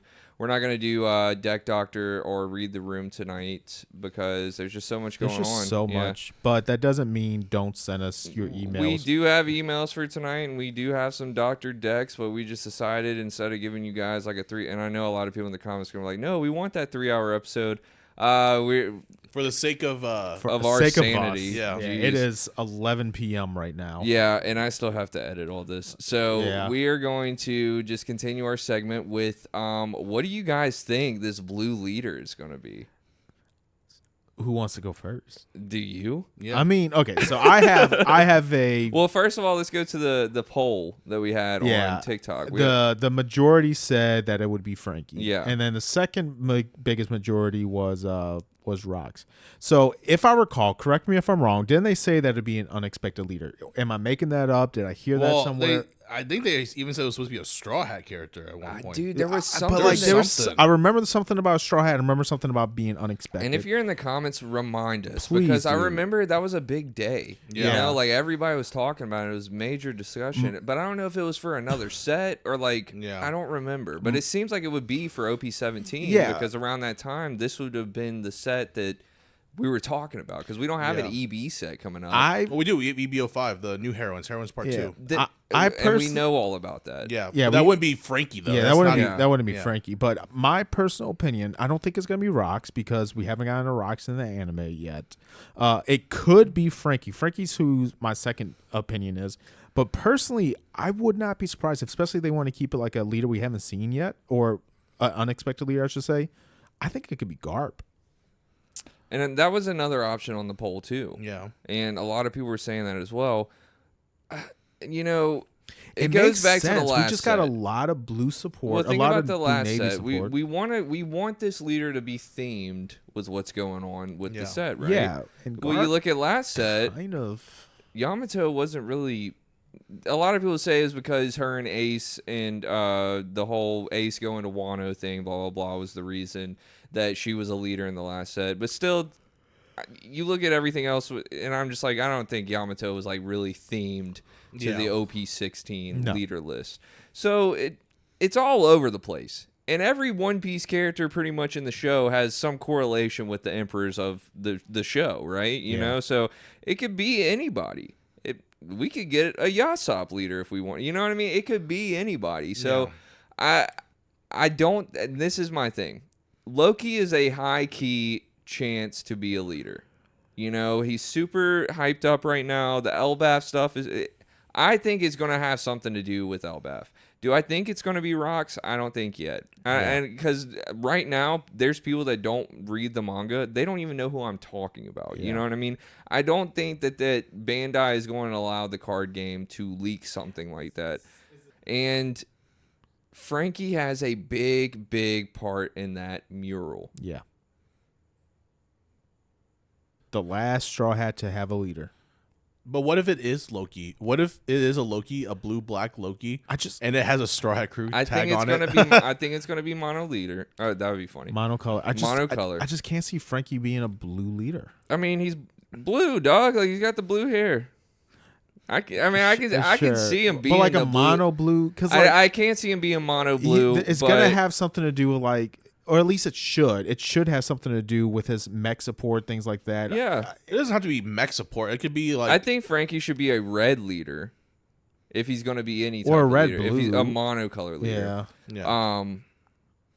If he was a monocolored leader, I think he should be red. I think it could be... I think if we're gonna do it based off of like, you know, the mech designs, I think the a purple Franky leader would be fitting too, kind of like with Sengoku. You know how you have to Don minus cards to like play out the admirals? You can do some kind of like Don minus to play out like a ship character, you know? Yeah. I still think it's going to be stage characters that can make themselves characters. That'd be cool. That would be. But is that blue? I don't know. They did not give us any clues. No clues. Yeah. At all. They also, have they even confirmed that there's going to be a blue leader? Yeah, there's always every color in the pack. It's always 6 leaders. Yeah. So it's always each color. I think that the whole thing at the end of the trailer, the more news coming soon, stay tuned thing, was to hype up, you know, what's manga the leader. Or I just think a lot of leaders. people really aren't, and they might be by the time this episode drops, really talking about the leader stuff, the blue leader, because they're so hyped up with the new SPs, the mangas, the new leader effects. I've seen people already building Shanks decks and stuff like that with what we have available and with the new support. So it's give it a couple of days, and people, and I think Bandai, they might even put a tweet or two out to really hype up, you know, what's this blue leader, blah, blah, blah. We still have some time. Yeah. You know, we probably won't know until the end of the month. Who knows? We'll probably know tomorrow. Yeah. Knowing them. Let's say tell us who you think the blue leader is in the comments, but then they announce it. Yeah. Already. I mean, we'll put a pinned comment down and say, who do you think is going to be the blue leader? Yeah. And this is a fun thing. Yeah. I love when they give us little things like this to kind of think and speculate on and wonder. It's I'm just gonna say, if it is Franky, for the hype, very underwhelming. Not gonna lie. Like Franky, I'm not dissing on Franky in terms of like his as a character. Like, you know, he's deserving of a leader card, 100%. It should have already kind of been there. Once they announce the leader, they're gonna have to show the support cards, and it's gonna have to be almost on the level of the emo reveal for OP13. I mean, it'll be kind of hype because, like, look at when Brook got announced. You know, it was like the fact that it wasn't the best leader in the world, right? But it was just the fact that Brook got a leader. It was more of like a vindication type of thing than like it was like a we finally got the Brook leader. And that's how it was when we got Purple Yellow Robin. Yeah, but like I'm just saying, like this whole stay tuned stuff. I mean, which I don't think it is for the blue leader, but like if it all roads lead to it being the blue leader, it's kind of crazy that they're hyping it up this much, you know? That's why I think it could be Loki. Well, what do you think it's for then? Loki. A blue black No, Loki. what do you think you think it's the hype is for something else besides the yeah, leader? yeah. It's gonna. I think they're gonna reveal the rest of the manga leaders, the super parallel leaders, and the cool new Luffy card of the set. You know, whether it's like what was it, like a Luffy card that's like all silvered out or platinumed out, you know, with an Oda signature on it, you know, some shit like that, basically. Not the Oda signature, dude. Probably. Yeah, that's my personal opinion. Maybe something to rival the red mangas. Yeah, something to rival, and I think something to rival red mangas. Oh yeah, exactly. And I think that's another thing. It could be a gold or red manga. Do you think red manga variants of these 4 mangas would be something people would be hype about? I don't think so. Me either. But you know what would be hype if it was the leader. Like imagine that that super parallel Luffy leader. Triple star leader? Dude, yeah. So we have the 1 star, which would be the alt, 2 star, which would be this. Yeah. And then a 3-star red Luffy manga leader. Yeah. They do some crazy stuff for these anniversary sets. Would be crazy. And going back, it is an anniversary set. Are we a little underwhelmed? Like, is it not really like? I don't think it's underwhelming. I think we're eating. I think we just so. Yeah. I think we just had a day to sit with it, and we've really been able to kind of like cook with it. And I think we digest. I think they gave us a lot. We digested a lot. Yeah.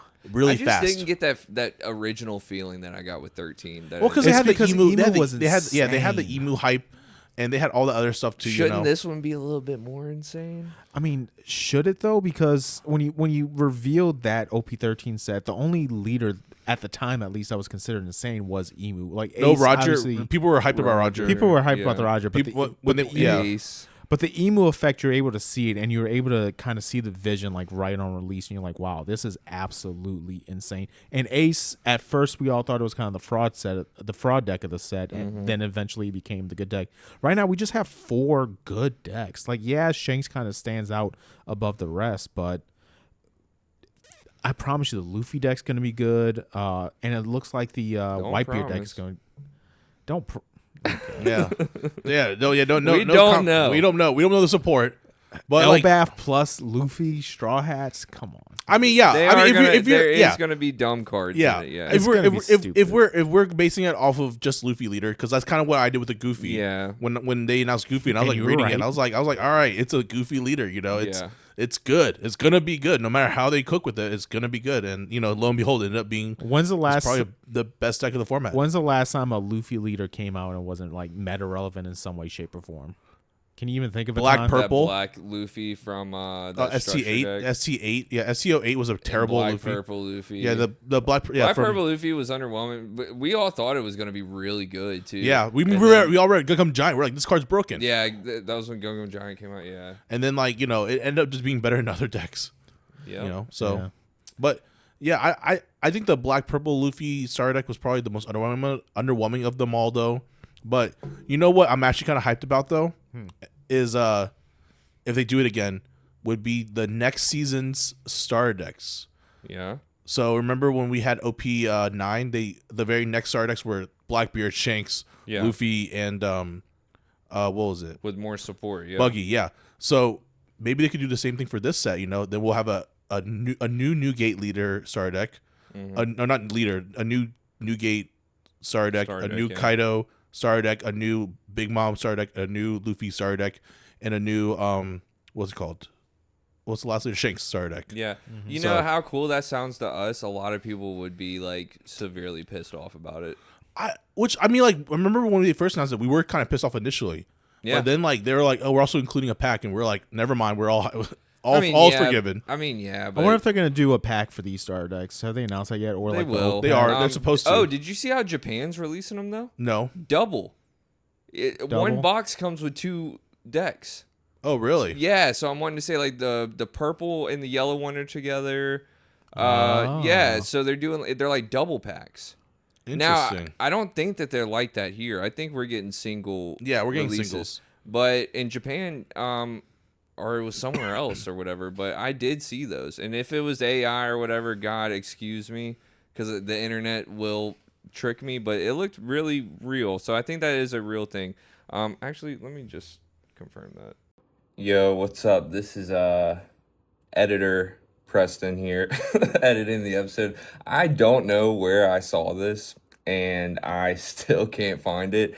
And I'm starting to freak out, and I talk about it more in the episode, but I maybe I made the whole thing up in my mind, or maybe it was like some AI thing that I saw, but I still can't find it or even know what I'm talking about. So I left this in here because it's actually funny, because one of those weird situations where I thought I saw something, but I don't know if there are double pack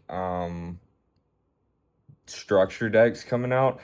I've tried to search for it. I think I saw something about an Amazon listing where they were selling like I don't know what it is, but I could have swore that I saw like a poster that said something, or actually showed an image of these double structure decks. But if I made it up in my head, I apologize. I don't know where I saw that, but yeah, I left it in because it's funny. The joke will continue, so there you go. Yeah, I don't know about it being double. Like, whenever my friend, because I have a friend that lives in Japan, and he's always like, he's FaceTiming us, and he's always showing us like, check out the new sleeves or whatever, like the new product stuff, whenever he gets to the starter decks, they're always like in these singular cardboard box. It is like super, like it's literally the shape of just a starter deck. You just rip the whole thing out, get the starter deck out and everything. I'm not sure why in America like the starter deck's so much bigger, much bulkier, and has so much more fluff in it. But to sell it though, they do include the pack. I'm not sure what pack even is supposed to be included in this, if they even announced it. But I hope it's not just some kind of bullshit pack like what was it? Where it's like the little pack with 3 cards, Yeah. I hate those. What if personally. it's just OP17? No, so remember, back when they did the first run of these ones, they gave us PRB1 like 2 or 3 weeks like ahead of PRB1's release, and everyone freaked out. Like, I think someone pulled a God pack out of a starter deck. I mean, my friend Peter pulled a God pack out of a starter deck, and what was it? It was just the most insane release of all time, like by far. Like those starter decks are so much value in my opinion because it has PRB1 in it. Yeah. And like that's what really sells to me.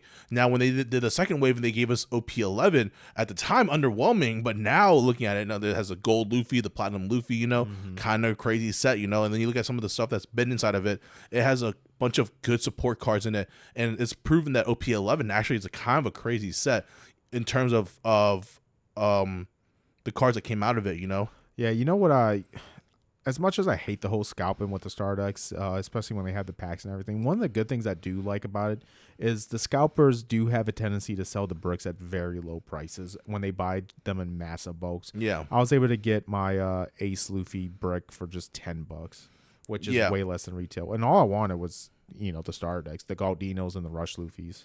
Yeah, I personally, I don't know. I like collecting starter decks. Me too. I probably won't collect these. I usually collect Gundam starter decks. That's like usually what I go for. But I haven't collected OP starter deck ever just because the value to opening them is so good. I don't know. I look at Preston's lineup with his starter decks. I'm like, I love the way they look. So the oldest collection I have is the original 4 Yu-Gi-Oh starter decks, and I have them sitting on my shelf. Just because sealed, yeah.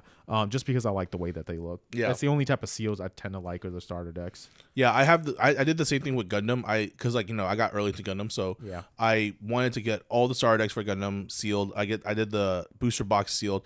I'm basically just not sleeping on it, and but I do think that these leaders have a good chance to get a starter deck, just because they already did it once before with the old Emperors. There's no reason for them not to do it again, and like especially these are fan favorite leaders, It is looking to me that like Luffy, Kaido, Big Mom, Newgate, Shanks, those are fan favorite, characters. Yeah, the only I can't even say not fan favorite would be like Kuzan and I guess Sabo. I like Sabo personally. I think it's weird that they made a starter deck with Luffy and Sabo and no Ace personally. Yeah, but that's like my whole thing. Like because like they kind of go hand in hand. The bread and butter. What would they do though? Print the red blue Ace starter deck? Yeah, it would be fucking funny as hell. but no, I don't think they should though. But just a super meta relevant starter deck that's lasts forever. Here you go. Yeah, exactly. But these starter decks, like these new starter decks coming out, I'm actually not like that big a fan of them, but like what I will say, like to make it more possible that these new leaders could be starter decks down the road is that there's always going to be a Luffy in them. Yeah. There's never been a starter deck that didn't make a Luffy, because like the first wave had the purple, like mono purple Luffy, and then the next one they had the purple black Luffy, and now I wouldn't be surprised if they did a mono black Luffy again. Mono black Luffy just seems to be like mono black Luffy is always like the biggest miss in terms of support. Like the first mono black Luffy starter deck was terrible. I'm not sure if you I wasn't here for that. Was the first product I bought. Was that the first OP product I ever touched in my entire life was the STO8 Luffy, and I bought it because I'm like, it's Luffy, it's a starter deck, it has to be good, right? Boy, was I wrong. Like, boy howdy, I was like, oh my god, I opened the starter deck, I was like, this is a dog shit deck. Like everything about, I'm reading all the cards, like everything's pretty bad, and like I remember I was playing against a guy who doesn't play One Piece all that much. Shout out Peyton, and I remember playing him with the starter deck, and he was playing Yellow Enel. He was like, he was telling me it's not fully built yet.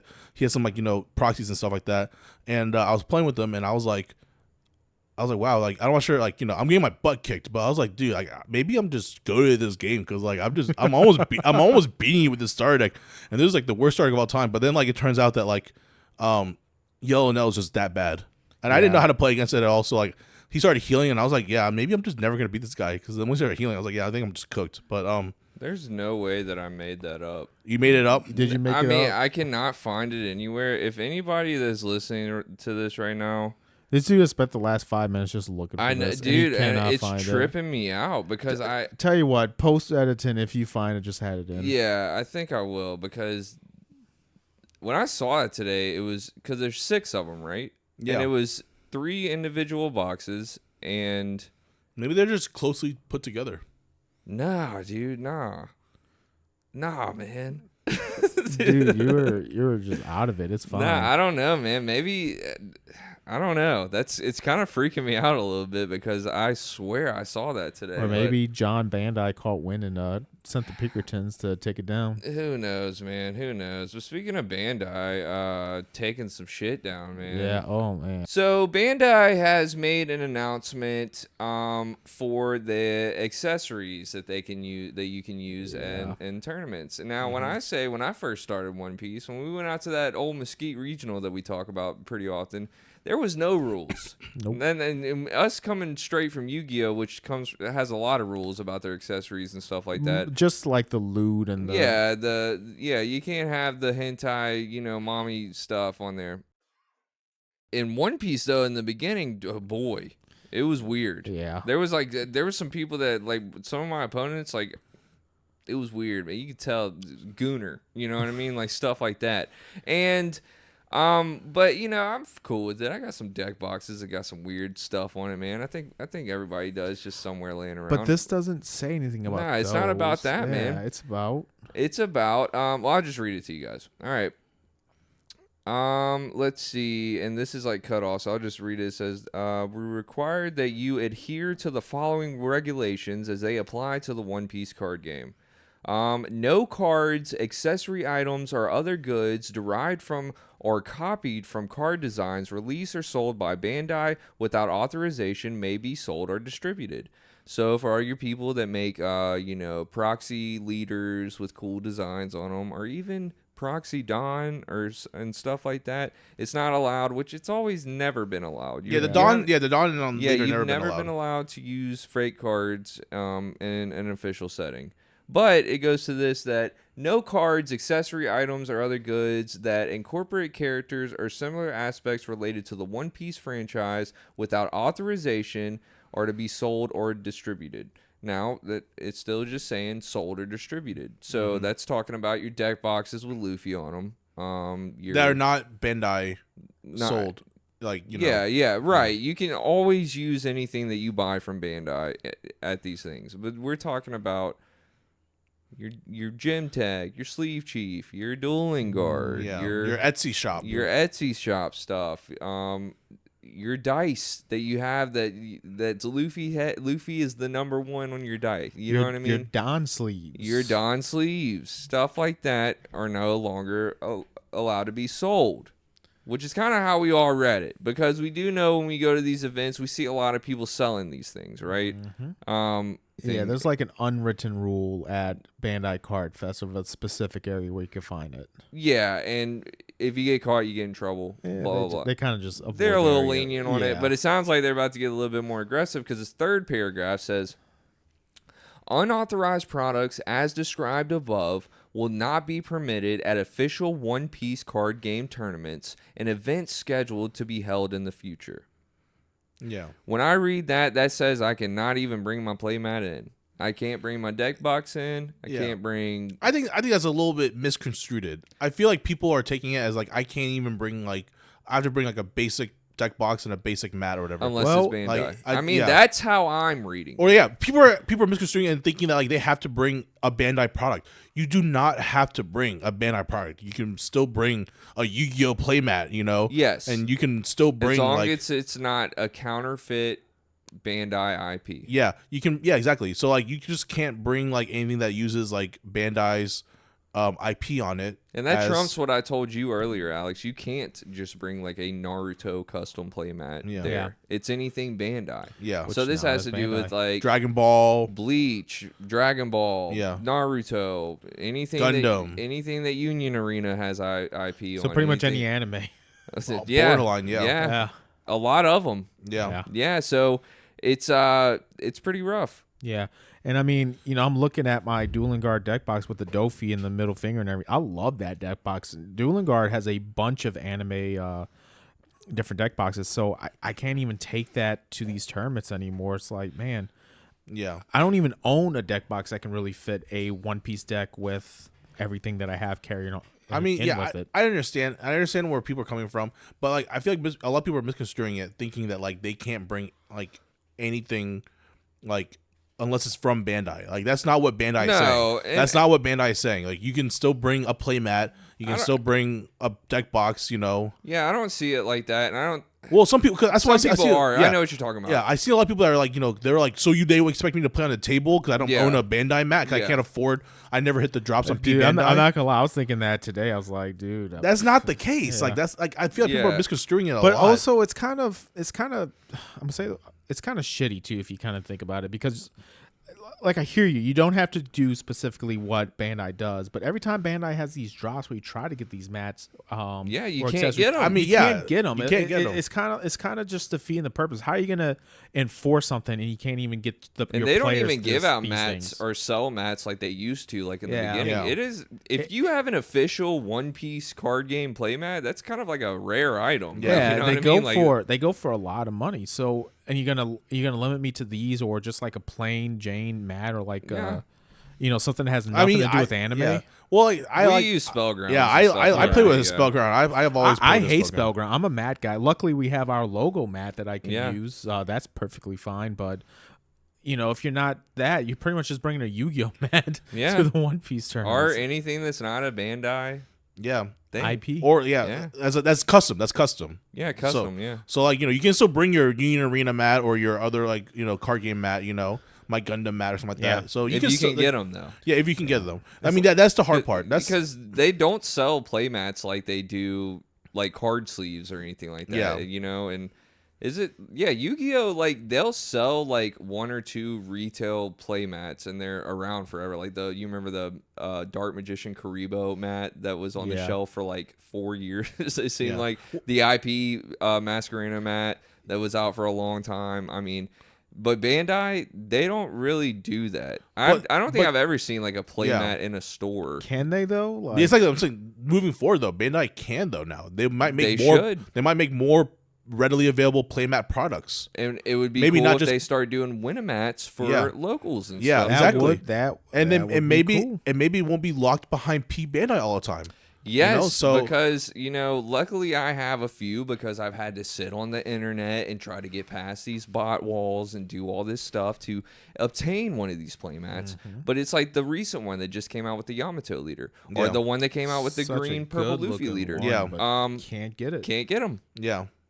You know, and what sucks is like even if people are buying this just to get the card, they still resell the mat for a super premium as well. I mean, because these are good. These are like the manga spreads, like the full 2-page Oda art spreads most of the time that are on Premium Bandai, and they're good artwork. The one that you have in front of you, Alex, is one of my favorite pieces from Oda. Yeah, Nami sitting back, what she got, ice her cream, toes out. Got the toes out. You know, she's going crazy, dude. That's a good piece of art. We do this for the art, right? So,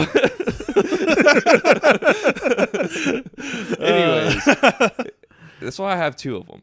So they're really just good pieces of art, playmats. You know, I played against some dude. I just want to say this with this Nami mat. He had the matching sleeves, the illegal custom leader with this exact art. Yeah, the leader. It's a good one. Like, bro, what are you doing? He had the dice with it too. I was like, where'd you even get this? From? You can find on the internet. You can find anything on the internet. Yeah, so man. You know what it is though? Huh. I think that this happened because that one Dawn card, that custom Dawn card. I don't think so. I don't think so. The one where whenever we were all currently trying unavailable. to get on the drop, and it was currently unavailable, and it's like a logo, and it has it in Japanese and French. But I mean, is it wrong though? Well, somebody made the custom Dawn cards and the of mat. that logo, and the mat and everything, and it got viral on Twitter or whatever. But the thing is, that as a mat, is that even illegal according to Bandai's official terms and policies? It is. It's a Bandai stuff. Yeah, it has okay. It has their logo on and everything. No, but this does incentivize Bandai to put more product out for the players. Kind of like we always saying, win a match, you know. Maybe like instead of like maybe the what was it? Maybe they thought the giving out serialized Yamato as a prize card for like a pseudo big locals is too much. You know, maybe just make it a match. Too much. We heard some they're gonna do more of that, but yeah. I'm just saying, like, you know, like I feel like you know, that's just something that they could do now is just incentivize doing more mats. So include that with the Pirates Party, you know, or like you know how Yu-Gi-Oh does it. You know, pre-release there's a mat. Yeah, you know, or just have it for like regular locals. Here's for your local tournament, or like a pirate party. Yeah. A pirate party. Imagine if they like encourage local card stores to do like a point system, and people are able to compete for this mat at the end of the season or something like that. Yeah, that's really what BGP did. That's what Board Game Pellers does. And I won the double playmat. You know, but that's the thing. I don't want to bring my double playmat to an event. Yeah, no. Well, I will. Just to be funny. Yeah. I mean, it's just like, this is all I got. I wasn't able to get on y'all's website and get a mat. I got this, like, you know, I'm not even supposed to have this, but yeah, you guys don't send enough prize support for the shops to really, like, I don't get me wrong. Every One Piece locals I've ever played in, we play for store credit. You know what I mean? Because there's not every product available. We can never get packs. I'm good on the little entry pack deals. You know, we still get like our winter pack from the little Pop-Tarts that you guys give out and stuff. But other than that, like just giving us a winter pack from a locals, you know, startup kit. That's not enough. I don't know. I've seen some stores that only give you the wonder pack and no store credit or nothing. Which is what you're supposed to do. You know, honestly, I'm wanting to say that in the setup, sign up, whatever it is, that you are the TOs are required to give actual One Piece packs for prizing. But how can you do that? Like, you know, there's just no way to do that. I just, I was able to top Nerd. I topped my last 2 locals I went to, and both times they didn't have packs. And what do you do besides get store credit? One shop I never go to, and what I did was I said, just give me 2 packs of Dragon Shield sleeves, which was nice. You know, I was able to restock for free. But because those add up. Yeah, they definitely add up. But Nerd Nest, I was like, because, you know, that's my local for the most part. I'm like, yeah, whenever you get some OP17, I'm gonna be cashing in. Yeah, but I don't know. It's just how should I describe it? Like, I just feel like a lot of people are misconstruing it in the sense of like they just think that they cannot play unless it has to be a Bandai product, which this is not the case. And like I want to reiterate that over and over and over again, because like you not have to play on a Bandai like sponsored thing. You can play on whatever you want. I think what it is long as right now people are feeling kind of. You know, there's a lot of great things happening with Bandai, but also people are feeling disgusted with the product situation, the power creep. And I understand that 100%. And this just adds to it. It does add up, yeah. I do understand that these last couple Konami in the house. It is. Yeah, I do sense some Konami because I'm not sure if y'all were playing Yu-Gi-Oh at the time, but when Konami implemented that rule for them initially, they're like, no sleeves unless they're plain sleeves or that happened like when I right after I quit. I wanted to say. Yeah, but the thing, but it's just I'm just saying like like it is like getting a little bit weird.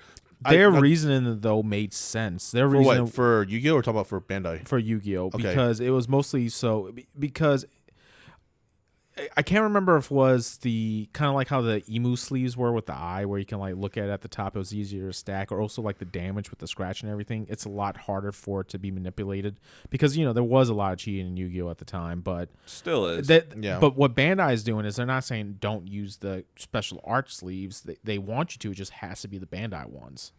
Yeah, which is fine. Yeah.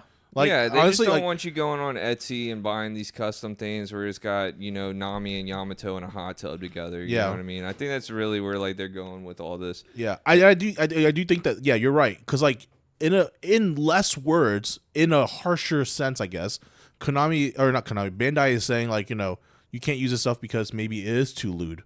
Yeah. Because people do be kind of doing some freaky stuff. They do. Like, but if that was the case, they should make it specifically say. Lewd. Yeah, but to images. make it simple, they just decided they're going to drop this. And what sucks about this, though, like I said, there's a lot of people at these events that they're known for their custom, stuff.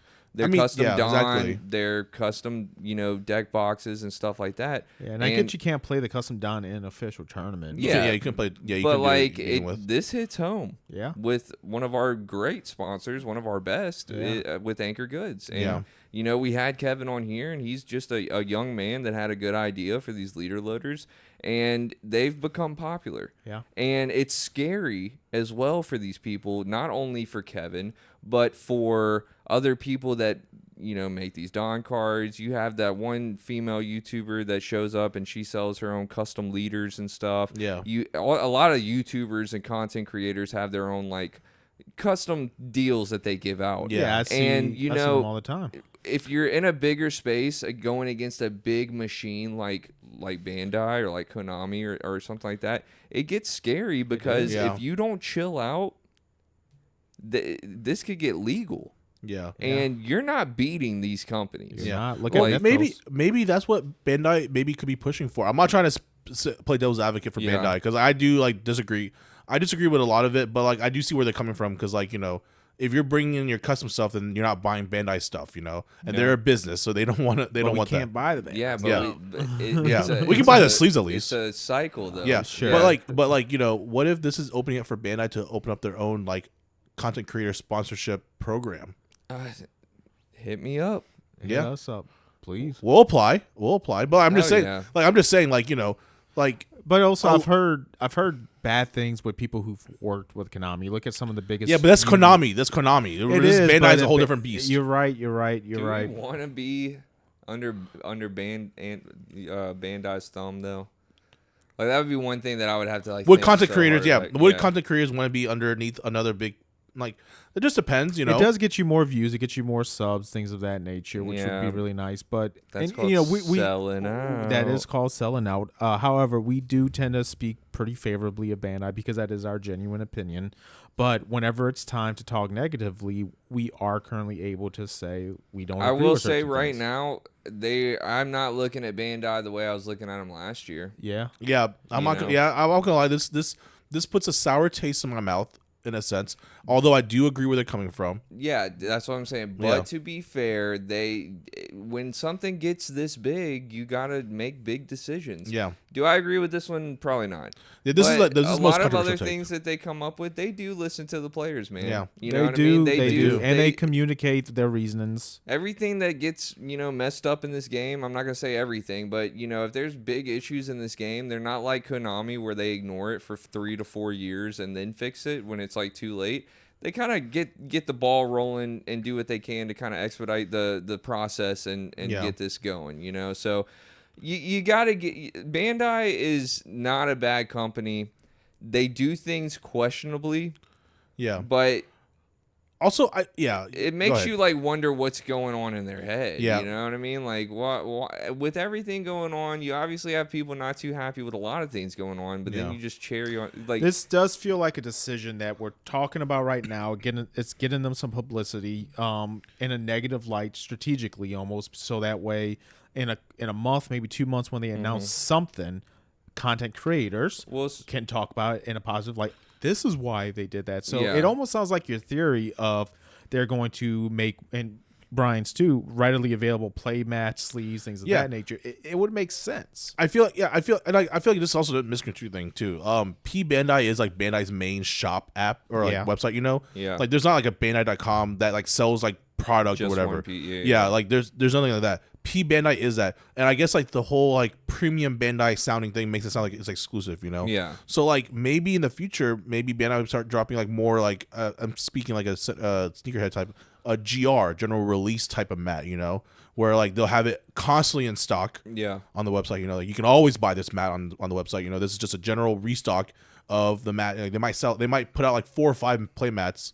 Let's say they put out like 4 play mats, you know, and like they all get sold out like with no card promo. Yeah. With no card promo. Stop putting the cards in them. Yeah. Just sell us the accessories. Like no card promo, just the play mat, and they make like a bunch of them. Yeah. And then like, you know, they put it on the website for like, you know, for general release. I mean, you know? at the beginning they did. I was able to buy some play mats from them. I was able to buy some now they do the 3-ring binder thing, which nobody wants that. Yeah. But in the beginning, the OP1 and OP2 era, I was able to pick some stuff up. Yeah. But it's like now it's just it's just not happening. And you know, with all this being said, I have talked to judges and that are actively in the judge Discord and everything.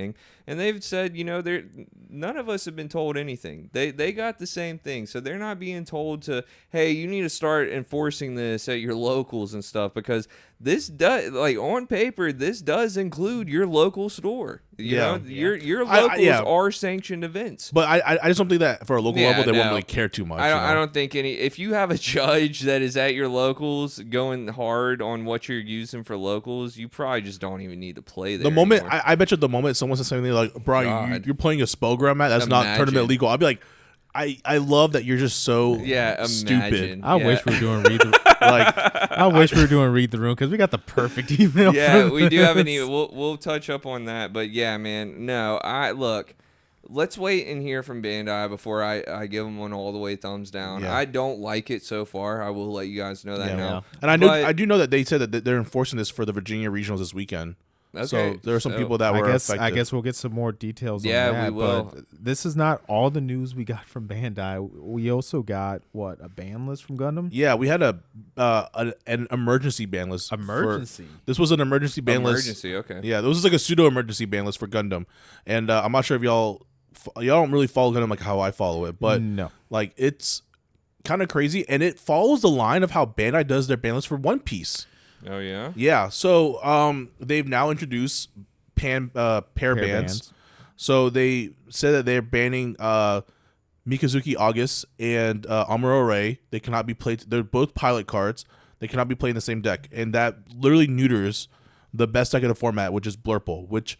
And even right now, Blurple really isn't like best deck of the format. It tops a lot, but it's not like winning. It only won one regionals in this format that we're in right now, OP or GDO4. So it's only won 1 regionals, but it is not like it tops a lot. It's just not the whatever. And a lot of people are playing more counter cards to it because deck building Gundam is very broad and open. But it's less broad and open right now because of how Blurple and aggro has been. And we had this issue with One Piece, you know. Yep. Red Newgate was just so aggro, so good. It just steamrolled everybody, you know. And that's kind of what's happening in Gundam right now. And like, you know, it's kind of funny because like Red Newgate was kind of like the boogeyman of One Piece from OP02 to OP04 almost. Yeah, until Anniversary came out. Yeah, like that's kind of what happened right now. Like Blurple was like what came out, like it started out in OP02. It wasn't BDIF or anything, but then GDO3 it got its support cards, some more support cards, became busted. And then in GDO4, it kind of cemented itself as like, yeah, this is BDIF. I think GDO3 was the worst of it. GDO3 was the de facto best deck of the format, 1 Nats and everything, you know, best deck of the format. 80% of the room was Blurple. Yeah. And so they pair banned the Amuro and the Mikazuki for that. That's crazy already. They also banned a card, Anksha, which is a GDO1 card. It's an uncommon card. They banned that, but kind of like I was telling this to you guys, that's the scapegoat ban, because there is another card that's even more better than Anksha that they literally scapegoated Anksha so they didn't have to ban this one, because this one they have multiple rarities of it. It's an SP card. It's a main character unit. Yeah. So the Anksha is just a whatever throwaway Fetty unit, you know what I mean? Yeah. Like it was never like a main character's unit. This was like Gundam Barbados Adept is the main culprit in my personal opinion. It should have been banned. That card should have been banned. It pings for 1 damage to one of your units and to one of your opponent's units, but it doesn't care about the position of it. Anksha only pings for rested characters. So yeah, I'm reading this card, and I only played in GDO1, but that just doesn't seem like that crazy of an effect. Yeah, it's not. And like the Adept can ping in an active or a rested character. So it doesn't really matter, And like the Adept is the real problem, in my personal opinion. Like the whole, like ever since GDO3 when Adept came out, that was the defining factor of what made Blurple like the best deck of the format, And what is Adept? On play, like on deploy, you target one of your characters and then one of your units, and then one of your opponent's units, and ping 1 damage to each of them. And does pinging your own unit benefit you in that deck, or? Yes, because Gundam Barbados there's a level 3 2 cost Barbados that says that if it has any damage on it, when he attacks, you draw a card. And there's very low draw card power in Gundam, Yeah. So outside of blue, I think there's a couple draw 2s. Well, no, yeah. So blue has show resolve draw 2, and then what was it? White has overflowing affection, which is draw 2, discard 1. Yeah. And then they just made a red one for GDO5, which is just discard 1, draw 2.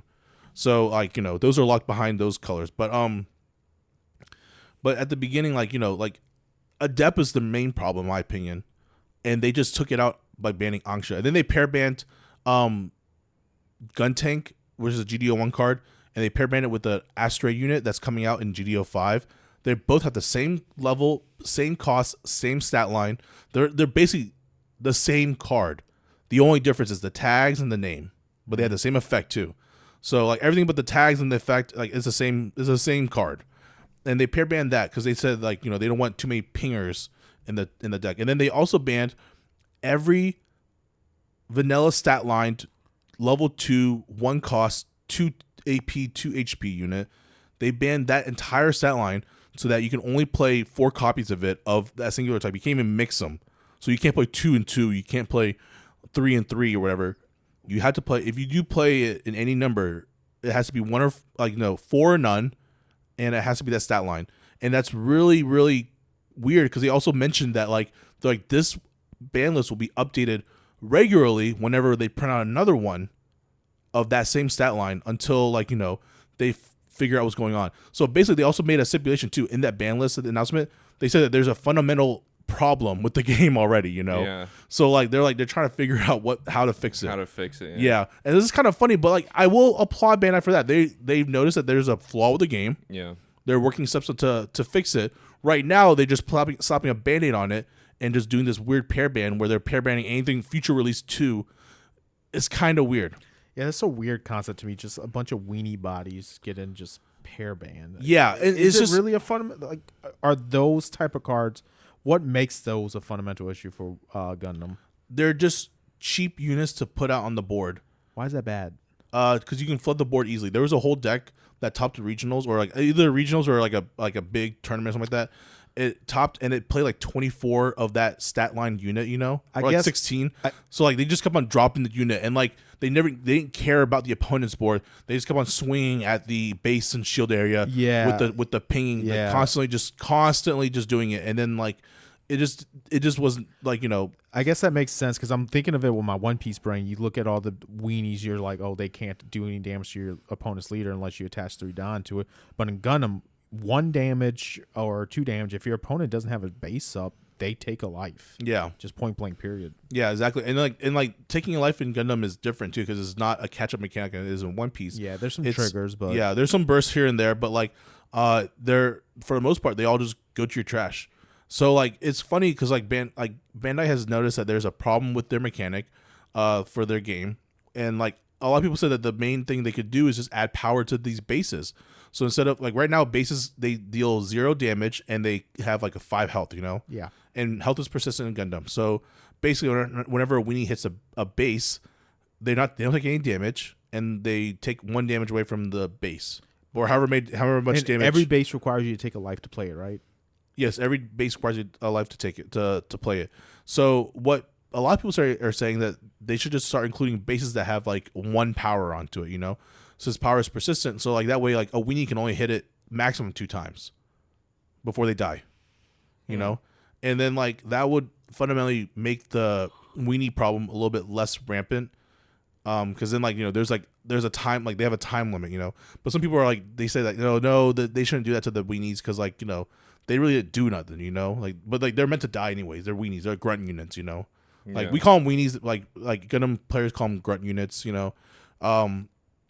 That's just how like the game is designed. But like, I'm gonna go back to it again. Like the whole reason why the Angsha thing is banned though is that it's literally a scapegoat, and Bandai's done this with One Piece too. Bandai has legitimately said they don't want to ban certain cards because of the rarities, you know, like they didn't want to ban the rarity of it. They did, like they said that they like they didn't want to, for a long time they didn't want to ban Gecko Moria, right? Because it was just like, it was like one of the main, it had a big print, it had an alt art, you know. And basically they even said it themselves, like they were like, we don't want to ban, like, you know, they said in like a recent ban list ban that they didn't want to ban these type of cards because it would limit like the chases of like the decks, you know, of the pack. So like them hitting the Angsha is just them just trying to take away the fact that they didn't want to ban an Adept, which had an alt art, has an SP now, you know, is a main character unit, you know. It's just going away from it. That can cause your players to leave the game. I go back to Yu-Gi-Oh! They had a Firewall Dragon because it was a main protagonist card. They refused to ban it for the longest, and it caused so many players to quit the game. And it almost sounds like that's something kind of similar to what Bandai's doing, but they need to like learn from the lessons that these other games have learned, that you're going to lose players because you refuse to address the problem card just because it's printed in multiple rarities or represents the game or whatever the case may be. Yeah. And like I think that Bandai is too scared to do it right now for some reason.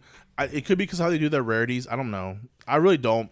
But it is just silly to me though that like they hit this Angsha card that did nothing wrong. Like literally did nothing wrong. It's a terrible card. Like I shouldn't say terrible. It's a really good card. It is a really good card. But like it's terrible in the sense that it it has to, your opponent has to do something, you know? Yeah. It is very well statted, but the Adept is very well statted too, you know? It's a level 4, comes out pretty early. It only costs 2. It pings 1 and 1.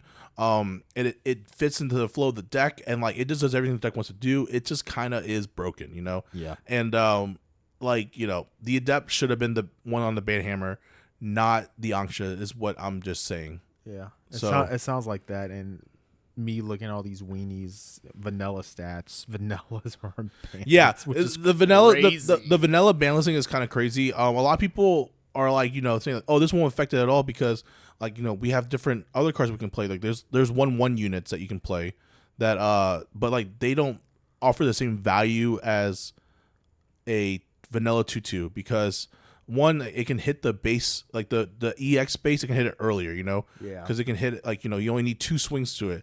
Like, there are 1/1, 1 health, 1, like, 2 HP units, but those need 3 hits, you know? I wonder if maybe the way to fix this is to change how the base system is designed. What do you think about this concept where you hit until it gets to 0? So, like, if you do 2 when you have 1, instead of it going, you know, bye-bye, it goes to 0, then you have to swing again. Kind of similar to how One Piece, you go to 0 life, then you take another damage, and double attack doesn't kill you. Maybe that could be a thing too. Like I said, a lot of players are saying that bases just need to deal damage to weenies. Yeah. So like, or not just deal damage in general, you know. Yeah. There's no reason that it should be free hit, you know. But like the shields, yeah, shields can be free hits because shields are whatever, you know. But like, people are saying that bases need to have a stat on them.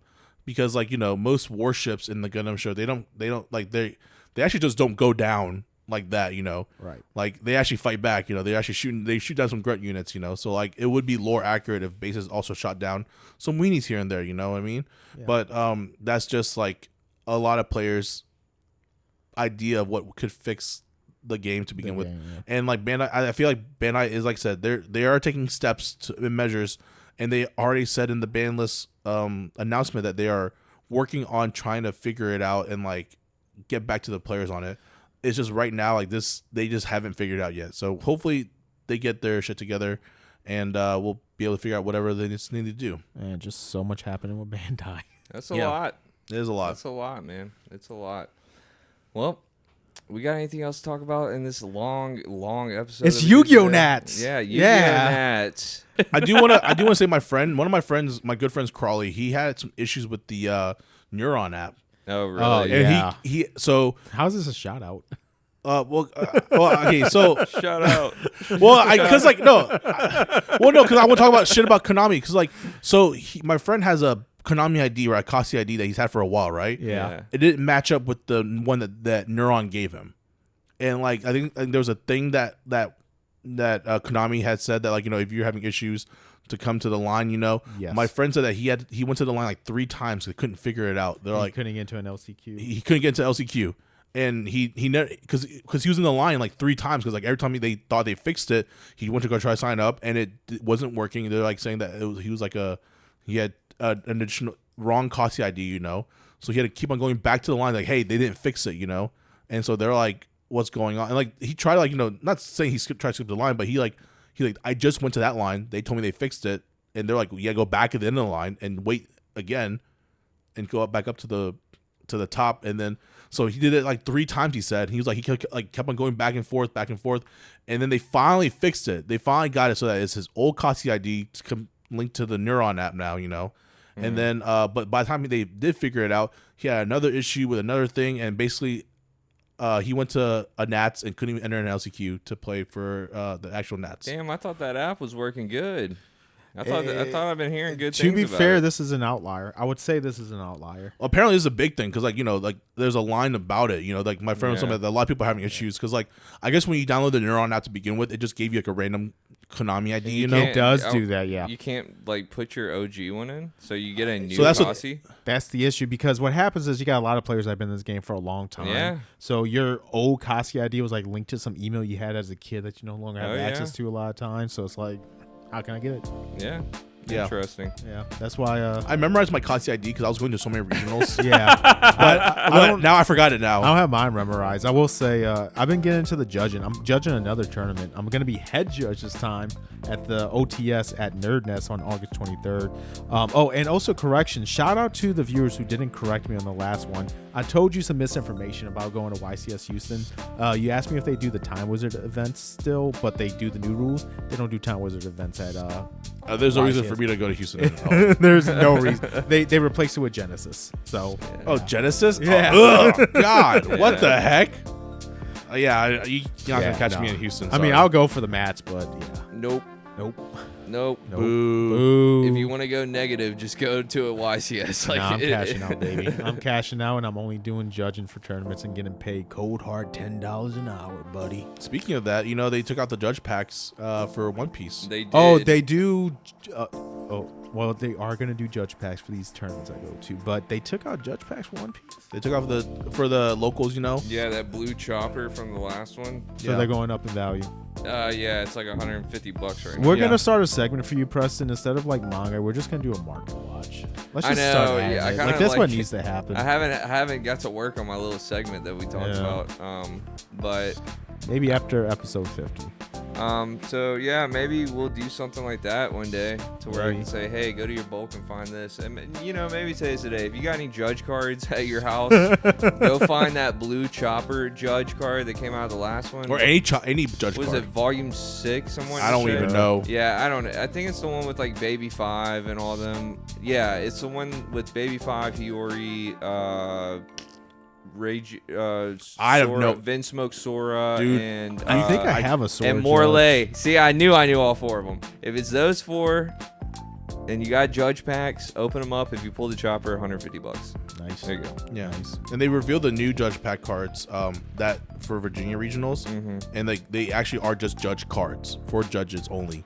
So those might be more valuable. So like, yeah, but any judge stamp card right now, probably just Dig through your bulk. Look for the judge stamp cards. Yeah, It's money. Your anniversary cards too. Those people like to collect those. So Yeah, the find stamp those. cards. We have no use for them. So yeah, if I can sell those and get some money for this OP17 release, God, it's gonna be crazy. Yeah. But and Dallas coming up and everything like that. Yeah, and I accidentally posted some cards on the Pop.1 page to sell on Facebook today. And we had a bunch of TMs, and Alex is linked to that, so both of our phones were going off at the same time. Crazy. I was like, "What is going on?" And I was like, "Oh, I wasn't on my main account yet." So, if you see sometimes us posting cards on there, hit us up. Yeah, we'll still do them, but yeah, what you got? Low battery in my camera. Okay, all right. Well, let's knock this out real quick. Yeah, so the website's up. Go to the website, buy some merch. It helps us out so much. Beautiful, high quality stuff. The Hand Shovel Till You Die t-shirts will be up for a few weeks, and then we're gonna take them down. So get those while they're hot. They look good. They feel good too. Comfort colors. Just Comfort colors is my favorite one. Every time I go to a show, that's the one I look for. Yeah, for sure, man. And yeah, so with all this stuff going on with Bandai, I still want you guys to go down below and check out Dueling Guard. I want you to make sure you're using code POP1 at checkout. You get 15% off first order. Playmats, deck boxes, binders, anime art cards. They have everything you need for your TCG journey. Check them out. Check them out. And also, while you're down there, check out Anchor Goods. Leader cases by players for players. His camera died, so you won't see Brian. Yeah. Again. Check out at the end. Dude, put your shirt back on. Put your shirt back on. Oh, man. And while you're down there, also check out Leader Cases, Anchor Goods, Leader Cases by players for players. Use code POP1 at checkout to get a discount. And finally, we are happy to announce, check out the Pop.1 website for the merch. Yep, it's there. And also, if you're here, tell everybody to subscribe. I'm ready. Yep. This OP13 booster box is hard to look at. Yep. And I love opening packs. I'm not going to open them. I just really want this to go to somebody. Yes, and we will be doing our segments again next week. So please send us an email for me to read the room, and please send your deck list. Email. You go to the website, Go to the website and send click the the email. buttons. If you got a Deck Doctor submission, click the Deck Doctor button. If you got a Read the Room submission, hit the Read the Room submission. Let's do it. It goes straight to the email. So, and everything's on the website now. Yep. Click the website. Click Go to the website. website. I worked very hard on it. Yeah, Go to the you did. website. All right, guys. We love you so much. We'll see you guys next time. Peace. Brian, you can still say bye. Bye.